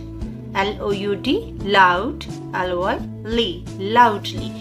Do not shout loudly. Okay, tell me, do you use the dustbin to dispose of extra items? Or scatter them here and there? See how many flies are coming on the dirt. Now check which is the right option. Do not use D-U-S-T, dust, B-I-N, bin. Do not use dustbin or use dustbin.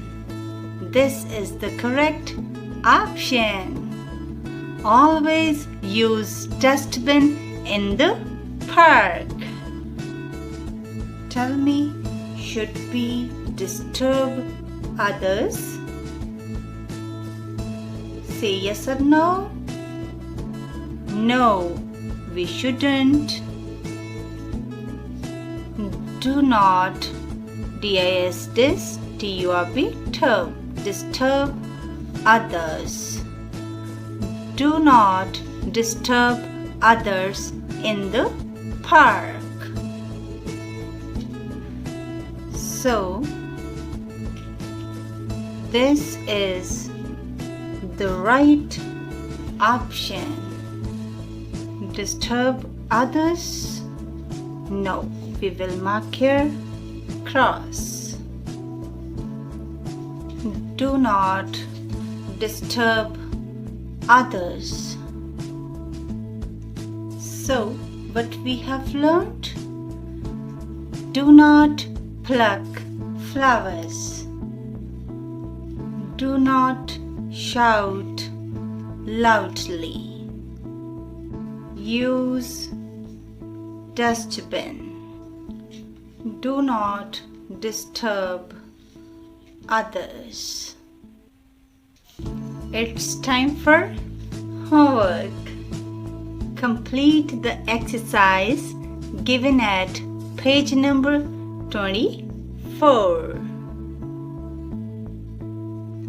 That was all for the lesson, a visit to a park.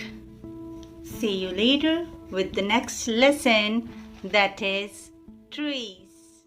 ਬਾਤਾਂ ਪਾਵੇ ਗੀਤ ਸੁਣਾਵੇ ਪਿਆਰੀ ਪਿਆਰੀ ਨਾਨੀ ਮਾਂ ਸਾਡੇ ਸਭ ਦੇ ਮਨ ਨੂੰ ਭਾਵੇ ਪਿਆਰੀ ਪਿਆਰੀ ਨਾਨੀ ਮਾਂ ਚੰਗੀਆਂ ਚੰਗੀਆਂ ਗੱਲਾਂ ਦੱਸੇ ਗੱਲਾਂ ਦੱਸਦੀ ਕਦੇ ਨਾ ਥੱਕੇ ਜ਼ਿੰਦਗੀ ਜਿਉਣ ਦਾ ਵੱਲ ਸਿਖਾਵੇ ਪਿਆਰੀ ਪਿਆਰੀ ਨਾਨੀ ਮਾਂ ਪਿਆਰੀ ਪਿਆਰੀ ਨਾਨੀ ਮਾਂ।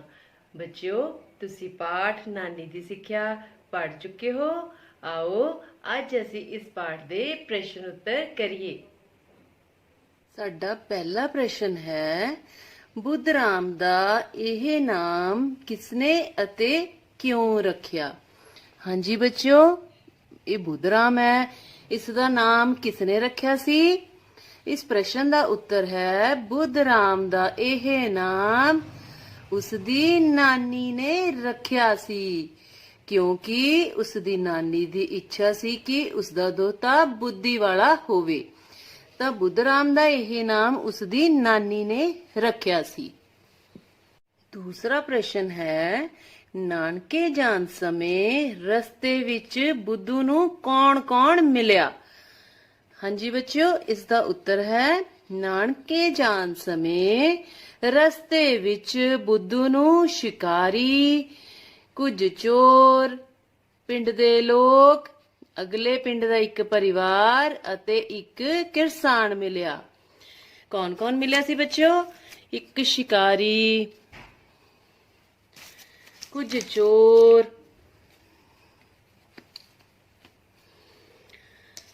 ਇੱਕ ਪਿੰਡ ਦੇ ਲੋਕ ਜੋ ਕਿ ਇੱਕ ਨੌਜਵਾਨ ਦੀ ਅਰਥੀ ਨੂੰ ਚੁੱਕੀ ਮੜੀਆਂ ਵੱਲ ਜਾ ਰਹੇ ਸੀ। ਅਗਲੇ ਪਿੰਡ ਦਾ ਇੱਕ ਪਰਿਵਾਰ ਅਤੇ ਉਹਨਾਂ ਦੇ ਰਿਸ਼ਤੇਦਾਰ ਜਿਨ੍ਹਾਂ ਦੀ ਕੁੜੀ ਦਾ ਵਿਆਹ ਸੀ। ਅਖੀਰ ਵਿੱਚ ਉਸ ਨੂੰ ਇੱਕ ਕਿਸਾਨ ਮਿਲਿਆ ਜਿਸ ਦੀ ਪੱਕੀ ਕਣਕ ਨੂੰ ਅੱਗ ਲੱਗੀ ਹੋਈ ਸੀ। ਸਾਡਾ ਤੀਸਰਾ ਪ੍ਰਸ਼ਨ ਹੈ ਨਾਨਕੇ ਪਹੁੰਚ ਕੇ ਬੁੱਧੂ ਨੇ ਕੀ ਕੀਤਾ? ਹਾਂਜੀ ਬੱਚਿਓ, ਇਸ ਪ੍ਰਸ਼ਨ ਦਾ ਉੱਤਰ ਹੈ ਨਾਨਕੇ ਪਹੁੰਚ ਕੇ ਬੁੱਧੂ ਨੇ ਆਪਣੀ ਆਪ ਬੀਤੀ ਆਪਣੀ ਨਾਨੀ ਨੂੰ ਸੁਣਾਈ। ਕਿਸ ਨੂੰ ਸੁਣਾਈ? ਆਪਣੀ ਨਾਨੀ ਨੂੰ।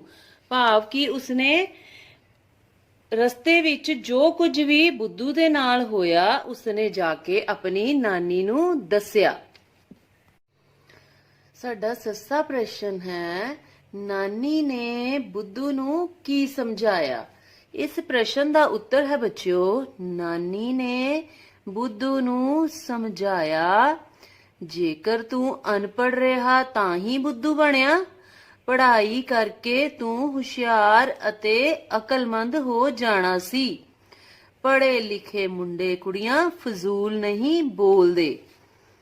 ਤਾਂ ਬੱਚਿਓ ਸਕੂਲ ਜਾਣ ਵਾਲੇ ਬੱਚੇ ਨੂੰ ਸਭ ਸਮਝ ਹੁੰਦੀ ਹੈ ਕਿ ਕਿਸ ਨਾਲ ਕਿਸ ਤਰ੍ਹਾਂ ਦੀ ਗੱਲ ਕਰਨੀ ਹੈ। ਉਸ ਦੀ ਨਾਨੀ ਨੇ ਬੁੱਧੂ ਨੂੰ ਪੜ੍ਹਾਈ ਦਾ ਮੁੱਲ ਦੱਸਿਆ ਕਿ ਪੜ੍ਹਨਾ ਲਿਖਣਾ ਕਿੰਨਾ ਜ਼ਰੂਰੀ ਹੈ।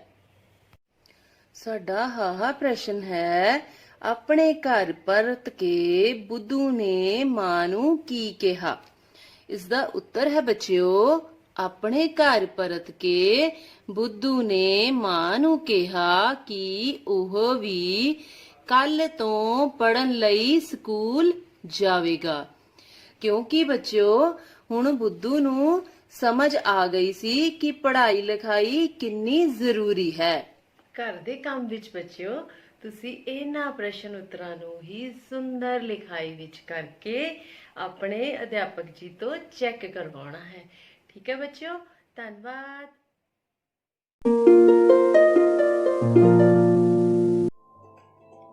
ਹਾਂਜੀ ਪਿਆਰੇ ਬੱਚਿਓ, ਸਤਿ ਸ਼੍ਰੀ ਅਕਾਲ।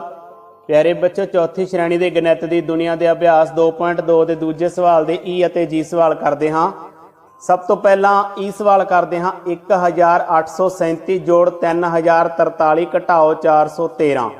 ਤਾਂ ਪਿਆਰੇ ਬੱਚਿਓ ਪਹਿਲਾਂ ਆਪਾਂ 1837 ਅਤੇ 3043 ਦਾ ਜੋੜ ਕਰ ਲੈਂਦੇ ਹਾਂ। ਇਹਨਾਂ ਨੂੰ ਇੱਕ ਸਥਾਨਕ ਮੁੱਲ ਸਾਰਣੀ ਵਿੱਚ ਲਿਖ ਲੈਂਦੇ ਹਾਂ।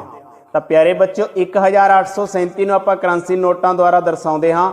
1000 ਦਾ ਨੋਟ ਲੈਂਦੇ ਹਾਂ, ਇਹ ਮਾਰਕੀਟ ਵਿੱਚ ਬਾਜ਼ਾਰ ਵਿੱਚ ਨਹੀਂ ਹੈ। 800 ਲਈ 8 100 ਦੇ ਨੋਟ ਅਤੇ 37 ਲਈ 3 10 ਦੇ ਅਤੇ 7 1 ਰੁਪਏ ਦੇ ਨੋਟ ਲੈ ਲੈਂਦੇ ਹਾਂ। ਇਸੇ ਤਰ੍ਹਾਂ ਪਿਆਰੇ ਬੱਚਿਓ 3043 ਲਈ 3000 ਦੇ ਨੋਟ ਅਤੇ 43 ਲਈ 4 10 ਦੇ ਅਤੇ 3 1 ਰੁਪਏ ਦੇ ਨੋਟ ਲੈ ਲੈਂਦੇ ਹਾਂ। ਤਾਂ ਪਿਆਰੇ ਬੱਚਿਓ ਹੁਣ ਆਪਣੇ ਕੋਲ ਜੋ 1 ਰੁਪਏ ਦੇ 10 ਨੋਟ ਹਨ ਉਹਨਾਂ ਦੀ ਕੀਮਤ ਦੇ ਬਦਲੇ ਆਪਾਂ 10 ਰੁਪਏ ਦਾ ਇੱਕ ਨੋਟ ਲੈ ਲੈਂਦੇ ਹਾਂ। ਯਾਨੀ ਕਿ 10 ਇਕਾਈਆਂ ਬਰਾਬਰ 1 ਦਹਾਈ ਦੇ ਹੁੰਦੀਆਂ ਹਨ ਅਤੇ 1 ਦਹਾਈ ਆਪਾਂ ਦਹਾਈ ਵਾਲੇ ਖਾਨੇ ਦੇ ਉੱਪਰ ਲਗਾ ਲੈਂਦੇ ਹਾਂ। ਤਾਂ ਪਿਆਰੇ ਬੱਚਿਓ ਹੁਣ ਆਪਾਂ ਇਹਨਾਂ ਦਾ ਜੋੜ ਕਰ ਲੈਂਦੇ ਹਾਂ। ਆਪਣੇ ਕੋਲ ਇਕਾਈ ਕੋਈ ਨਹੀਂ ਹੈ, 0 ਲਗਾ ਲੈਂਦੇ ਹਾਂ। ਦਹਾਈਆਂ ਦੀ ਗਿਣਤੀ 10 ਰੁਪਏ ਦੇ ਨੋਟਾਂ ਦੀ ਗਿਣਤੀ 8 ਹੈ। 8 ਦਹਾਈਆਂ 80 ਹੁੰਦਾ ਹੈ। 8 ਦਹਾਈਆਂ ਬਰਾਬਰ 80 ਹੈ। ਇਸੇ ਤਰ੍ਹਾਂ 8 ਸੈਂਕੜੇ ਬਰਾਬਰ 800, 880 ਬਣ ਗਈ ਸੰਖਿਆ। ਅਤੇ 4000 ਨਾਲ 4880 ਸੰਖਿਆ ਬਣ ਜਾਂਦੀ ਹੈ। ਤਾਂ ਪਿਆਰੇ ਬੱਚਿਓ, ਇਹਦੇ ਵਿੱਚੋਂ ਆਪਾਂ 413 ਘਟਾਉਣੇ ਹਨ। ਤਾਂ ਪਿਆਰੇ ਬੱਚਿਓ, ਸਭ ਤੋਂ ਪਹਿਲਾਂ ਆਪਾਂ ਇੱਕ 10 ਰੁਪਏ ਦੇ ਨੋਟ ਦੇ ਮੁੱਲ ਦੇ ਬਰਾਬਰ 1 ਰੁਪਏ ਦੇ 10 ਨੋਟ ਲੈ ਲੈਂਦੇ ਹਾਂ ਤਾਂ ਕਿ ਇਕਾਈਆਂ ਘਟਾਈਆਂ ਜਾ ਸਕਣ। ਯਾਨੀ ਕਿ 1 ਦਹਾਈ ਬਰਾਬਰ 10 ਇਕਾਈਆਂ ਦੇ ਹੁੰਦੀ ਹੈ। ਤਾਂ ਆਪਣੇ ਕੋਲੇ 10 ਇਕਾਈਆਂ ਹੋ ਗਈਆਂ ਤੇ ਦਹਾਈਆਂ ਆਪਣੇ ਕੋਲੇ 8 ਤੋਂ ਘਟ ਕੇ 7 ਰਹਿ ਜਾਂਦੀਆਂ ਹਨ। ਹੁਣ ਘਟਾਓ ਕਰ ਲੈਂਦੇ ਹਾਂ 413। ਤਾਂ 13 ਵਿੱਚ 3 ਇਕਾਈਆਂ ਲਈ 3 1 ਦੇ ਨੋਟ ਘਟਾ ਲੈਂਦੇ ਹਾਂ। 10 ਰੁਪਏ ਦਾ 1 ਨੋਟ ਕੱਢ ਲੈਂਦੇ ਹਾਂ ਅਤੇ ਸੈਂਕੜੇ 400 ਰੁਪਏ ਦੇ ਨੋਟ ਘਟਾ ਲੈਂਦੇ ਹਾਂ। ਤਾਂ ਆਪਣੇ ਕੋਲੇ ਸੰਖਿਆ ਹੁਣ ਰਹਿ ਜਾਂਦੀ ਹੈ 7 ਇਕਾਈਆਂ ਬਰਾਬਰ 7 ਸੰਖਿਆ ਲਿਖ ਲੈਂਦੇ ਹਾਂ। ਅਤੇ ਪਿਆਰੇ ਬੱਚੋ 6 ਦਹਾਈਆਂ ਬਰਾਬਰ 60 ਹੁੰਦਾ ਹੈ। ਤਾਂ 60 7 67 ਸੰਖਿਆ ਬਣ ਗਈ ਹੈ। ਅਤੇ 4 ਸੈਂਕੜੇ ਬਰਾਬਰ 400 ਯਾਨੀ ਕਿ 467 ਹੋ ਗਈ ਸੰਖਿਆ। ਅਤੇ 4000 ਨਾਲ ਆਪਣੇ ਕੋਲ ਜੋ ਸੰਖਿਆ ਆ ਜਾਂਦੀ ਹੈ 4467 ਸੰਖਿਆ ਆਪਣਾ ਉੱਤਰ ਆ ਜਾਂਦੀ ਹੈ। ਤਾਂ ਪਿਆਰੇ ਬੱਚੇ, ਹੁਣ ਸਵਾਲ ਨੰਬਰ ਜੀ ਕਰਦੇ ਹਾਂ। 1003 ਘਟਾਓ 417 ਘਟਾਓ 284। ਤਾਂ ਪਹਿਲਾਂ ਬੱਚਿਓ 1003 ਵਿੱਚੋਂ 417 ਘਟਾ ਲੈਂਦੇ ਹਾਂ। ਇਹਨਾਂ ਨੂੰ ਸਥਾਨਕ ਮੁੱਲ ਸਾਰਣੀ ਵਿੱਚ ਲਿਖ ਲੈਂਦੇ ਹਾਂ। ਪਿਆਰੇ ਬੱਚਿਓ, 1003 ਲਈ ਆਪਾਂ 1000 ਰੁਪਏ ਦਾ 1 ਨੋਟ ਲੈ ਲੈਂਦੇ ਹਾਂ ਅਤੇ 3 ਲਈ 1 ਰੁਪਏ ਦੇ 3 ਨੋਟ ਲੈ ਲੈਂਦੇ ਹਾਂ। ਤਾਂ ਪਿਆਰੇ ਬੱਚਿਓ, 1000 ਰੁਪਏ ਦੇ ਨੋਟ ਦੀ ਕੀਮਤ ਦੇ ਬਦਲੇ 100 ਰੁਪਏ ਦੇ 10 ਨੋਟ ਲੈ ਲੈਂਦੇ ਹਾਂ। ਯਾਨੀ ਕਿ 1000 ਬਰਾਬਰ 10 ਸੈਂਕੜੇ ਹੁੰਦਾ ਹੈ। ਇਸੇ ਤਰ੍ਹਾਂ 100 ਰੁਪਏ ਦੇ ਨੋਟ ਦੀ ਕੀਮਤ ਦੇ ਬਦਲੇ 10 ਰੁਪਏ ਦੇ 10 ਨੋਟ ਲੈ ਲੈਂਦੇ ਹਾਂ। ਯਾਨੀ ਕਿ 1 ਸੈਂਕੜਾ ਬਰਾਬਰ 10 ਦਹਾਈਆਂ ਦੇ ਹੁੰਦਾ ਹੈ। ਤਾਂ ਇਸੇ ਤਰ੍ਹਾਂ 10 ਰੁਪਏ ਦੇ ਨੋਟ ਦੇ ਬਦਲੇ ਉਸ ਦੀ ਕੀਮਤ ਦੇ ਬਦਲੇ 1 ਰੁਪਏ ਦੇ 10 ਨੋਟ ਲੈ ਲੈਂਦੇ ਹਾਂ ਕਿਉਂਕਿ 1 ਦਹਾਈ ਬਰਾਬਰ 10 ਇਕਾਈਆਂ ਹੁੰਦੀਆਂ ਹਨ। ਤਾਂ ਪਿਆਰੇ ਬੱਚਿਓ, ਹੁਣ ਆਪਣੇ ਕੋਲੇ 13 ਇਕਾਈਆਂ ਹੋ ਚੁੱਕੀਆਂ। 9 ਆਪਣੇ ਕੋਲੇ ਦਹਾਈਆਂ ਅਤੇ 9 ਸੈਂਕੜੇ ਅਤੇ 1000 ਆਪਣੇ ਕੋਲੇ ਕੋਈ ਨਹੀਂ ਹੈ, 0 ਹੈ। ਤਾਂ ਹੁਣ ਆਪਾਂ 417 ਇਹਦੇ ਵਿੱਚੋਂ ਘਟਾ ਲੈਂਦੇ ਹਾਂ। ਸਭ ਤੋਂ ਪਹਿਲਾਂ 7 ਇਕਾਈਆਂ ਕੱਢ ਲੈਂਦੇ ਹਾਂ ਅਤੇ 1 ਦਹਾਈ ਕੱਢ ਲੈਂਦੇ ਹਾਂ ਅਤੇ ਪਿਆਰੇ ਬੱਚਿਓ, ਸੈਂਕੜਿਆਂ ਵਿੱਚੋਂ ਆਪਾਂ 4 ਸੈਂਕੜੇ ਘਟਾ ਲੈਂਦੇ ਹਾਂ। ਆਪਣੇ ਕੋਲੇ ਜੋ ਸੰਖਿਆ ਬਣਦੀ ਹੈ ਪਿਆਰੇ ਬੱਚਿਓ 6 ਇਕਾਈਆਂ ਬਰਾਬਰ 6 ਸੰਖਿਆ ਅਤੇ ਪਿਆਰੇ ਬੱਚਿਓ 8 ਦਹਾਈਆਂ ਬਰਾਬਰ 80, 80 6 86 ਅਤੇ ਪਿਆਰੇ ਬੱਚਿਓ 5 ਸੈਂਕੜੇ ਬਰਾਬਰ 500 ਯਾਨੀ ਕਿ 586 ਸੰਖਿਆ ਆਪਣੇ ਕੋਲ ਆ ਜਾਂਦੀ ਹੈ। ਤਾਂ ਇਸ ਦੇ ਵਿੱਚੋਂ ਆਪਾਂ ਹੁਣ 284 ਘਟਾ ਲੈਂਦੇ ਹਾਂ ਪਿਆਰੇ ਬੱਚਿਓ। ਤਾਂ ਸਭ ਤੋਂ ਪਹਿਲਾਂ 4 ਇਕਾਈਆਂ ਕੱਢ ਲੈਂਦੇ ਹਾਂ, ਫਿਰ 8 ਦਹਾਈਆਂ ਕੱਢ ਲੈਂਦੇ ਹਾਂ ਅਤੇ ਫਿਰ 2 ਸੈਂਕੜੇ ਕੱਢ ਲੈਂਦੇ ਹਾਂ। ਤਾਂ ਪਿਆਰੇ ਬੱਚਿਓ, ਹੁਣ ਜੋ ਆਪਣੇ ਕੋਲ ਸੰਖਿਆ ਰਹਿ ਜਾਂਦੀ ਹੈ 2 ਇਕਾਈਆਂ ਨਾਲ 2 ਸੰਖਿਆ ਹੈ ਅਤੇ ਪਿਆਰੇ ਬੱਚਿਓ ਦਹਾਈ ਕੋਈ ਨਹੀਂ ਹੈ, 0 ਹੈ। 3 ਸੈਂਕੜੇ ਹਨ, 3 ਸੈਂਕੜੇ ਬਰਾਬਰ 300। ਤਾਂ ਸੰਖਿਆ ਆਪਣੇ ਕੋਲੇ 302 ਉੱਤਰ ਆ ਜਾਂਦੀ ਹੈ। ਤਾਂ ਪਿਆਰੇ ਬੱਚਿਓ, ਇਹ ਤੁਸੀਂ ਦੂਜੇ ਸਵਾਲ ਦੇ ਸਾਰੇ ਸਵਾਲ ਕਰਨੇ ਹਨ ਜਿਨ੍ਹਾਂ ਵਿੱਚ ਜੋੜ ਲਿਖਿਆ ਹੈ ਜੋੜ ਕਰਨਾ ਹੈ, ਜੇ ਘਟਾਓ ਲਿਖਿਆ ਤਾਂ ਘਟਾਓ ਕਰਨੀ ਹੈ। ਤਾਂ ਫਿਰ ਮਿਲਦੇ ਹਾਂ ਬੱਚਿਓ ਅਗਲੀ ਵੀਡੀਓ ਵਿੱਚ। Bye bye. Hello students, today we will do picture comprehension, okay? So be ready with your books and pencils. Now open your book at page number 20. Look at the picture carefully and write 5 sentences about it. Students, we will discuss about this picture and you have to write down the sentences side by side. Okay? Are you ready? Let's start. Students, this is the picture. Now look at the picture carefully and tell me, what do you see in this picture? Yes, look here. There are 2 stalls. Students, write down. there are two stalls. Students, write down the first sentence. There are two stalls. Okay? Now tell me, what else do you see in this picture? Look here. There is a merry-go-round, right? So, we will write down, there is a merry-go-round. Students, write down the second sentence. There is a merry-go-round.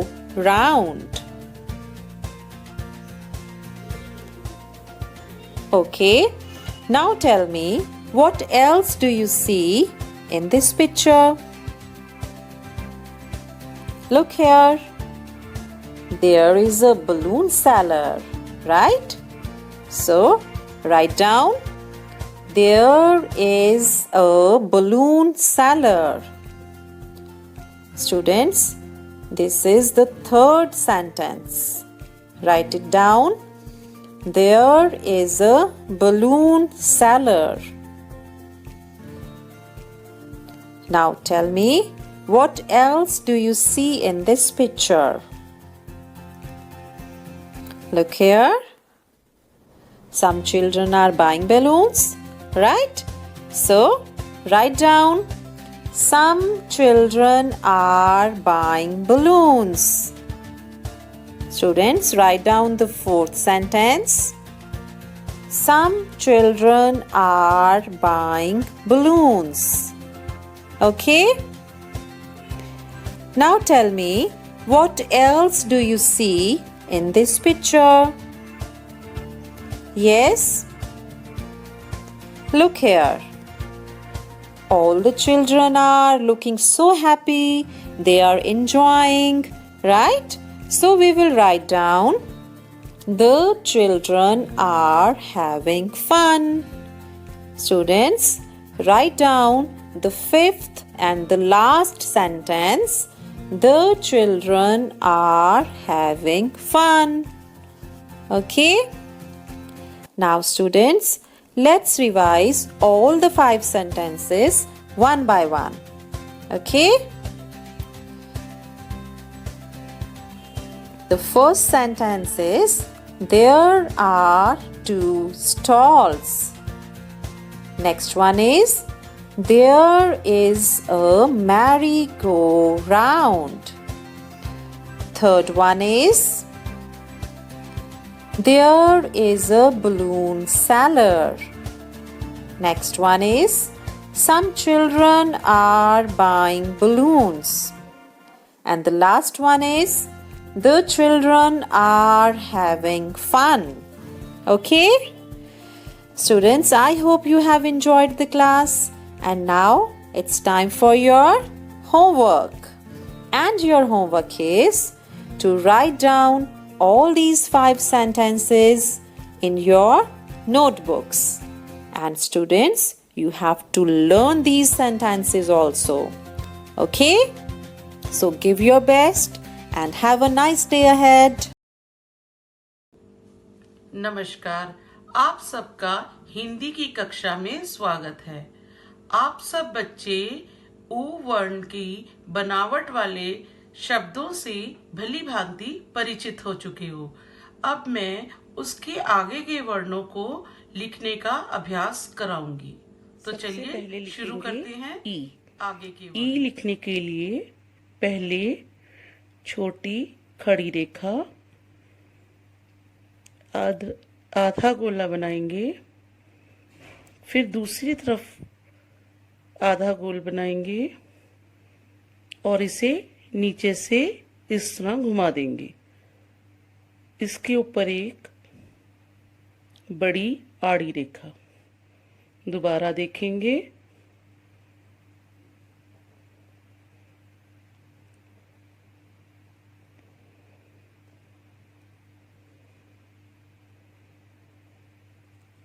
ई। अब हम ई बनाएंगे।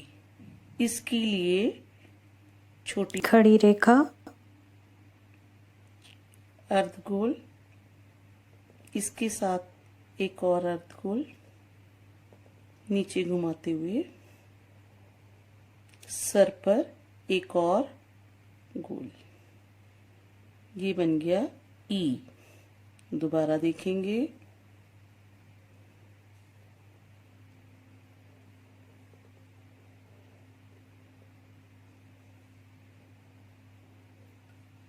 ई।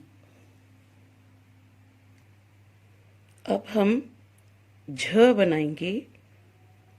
ई बनाते हुए यहाँ से हम एक छोटी आड़ी रेखा, एक बड़ी खड़ी रेखा, सर पर एक आड़ी रेखा, झ। दोबारा देखेंगे।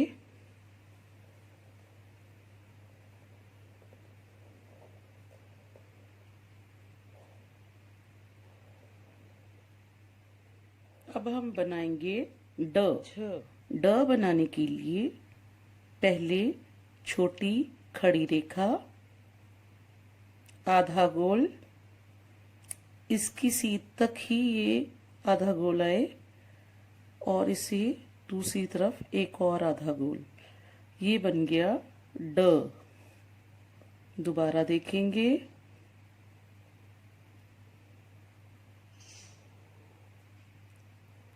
ड। अब हम बनाएंगे अड़। अड़ बनाने के लिए पहले ड बनाएंगे। ड बनाने के उपरांत इसके नीचे एक बिंदु, ये बन गया अड़। दोबारा देखेंगे।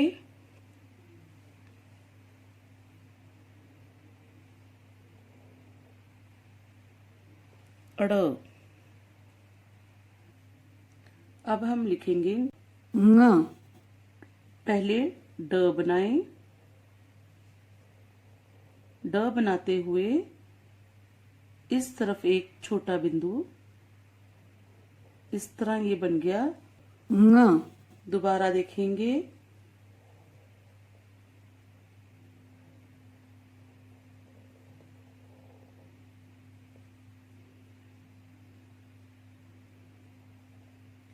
ङ।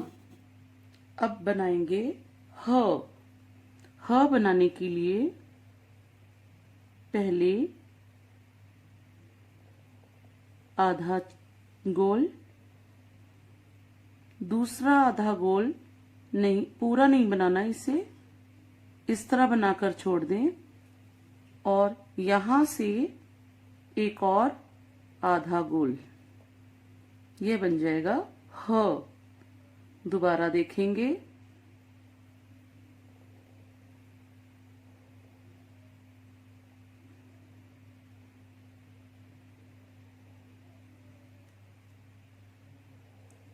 यह बन गया ह।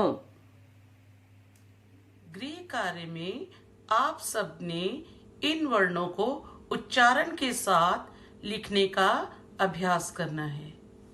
धन्यवाद। ਅਸੀਂ ਜਮਾਤ ਪੰਜਵੀਂ ਵਿਸ਼ਾ ਪੰਜਾਬੀ ਪਾਠ 7 ਸਤਰੰਗੀ ਤਿਤਲੀ ਪਾਠ ਵਿੱਚੋਂ ਕੁਝ ਸ਼ਬਦ ਲੈ ਕੇ ਉਹਨਾਂ ਦੇ ਵਿਰੋਧੀ ਸ਼ਬਦ ਕਰਾਂਗੇ। ਵਿਰੋਧੀ ਸ਼ਬਦ ਉਹ ਸ਼ਬਦ ਹੁੰਦੇ ਹਨ ਜੋ ਦਿੱਤੇ ਗਏ ਸ਼ਬਦ ਦਾ ਉਲਟ ਮਤਲਬ ਦੱਸਣ। ਵਿਰੋਧੀ ਤੋਂ ਭਾਵ ਉਲਟ ਵੀ ਹੁੰਦਾ ਹੈ। ਜਿਵੇਂ ਪਿਆਰੇ ਬੱਚਿਓ, ਤੁਸੀਂ ਖੇਡਾਂ ਖੇਡਦੇ ਹੋ ਤਾਂ ਖੇਡਣ ਸਮੇਂ ਤੁਹਾਡੇ ਸਾਹਮਣੇ ਵਾਲਾ ਦੂਜੀ ਟੀਮ ਵਾਲਾ ਬੰਦਾ ਤੁਹਾਡਾ ਵਿਰੋਧੀ ਹੁੰਦਾ ਹੈ। ਇਸੇ ਤਰ੍ਹਾਂ ਸ਼ਬਦਾਂ ਦੇ ਵੀ ਵਿਰੋਧੀ ਸ਼ਬਦ ਹੁੰਦੇ ਹਨ। ਤੇ ਆਓ ਫਿਰ ਕਰਦੇ ਹਾਂ ਵਿਰੋਧੀ ਸ਼ਬਦ। ਪਿਆਰੇ ਬੱਚਿਓ, ਪਹਿਲਾ ਸ਼ਬਦ ਹੈ ਪਿੱਛੇ।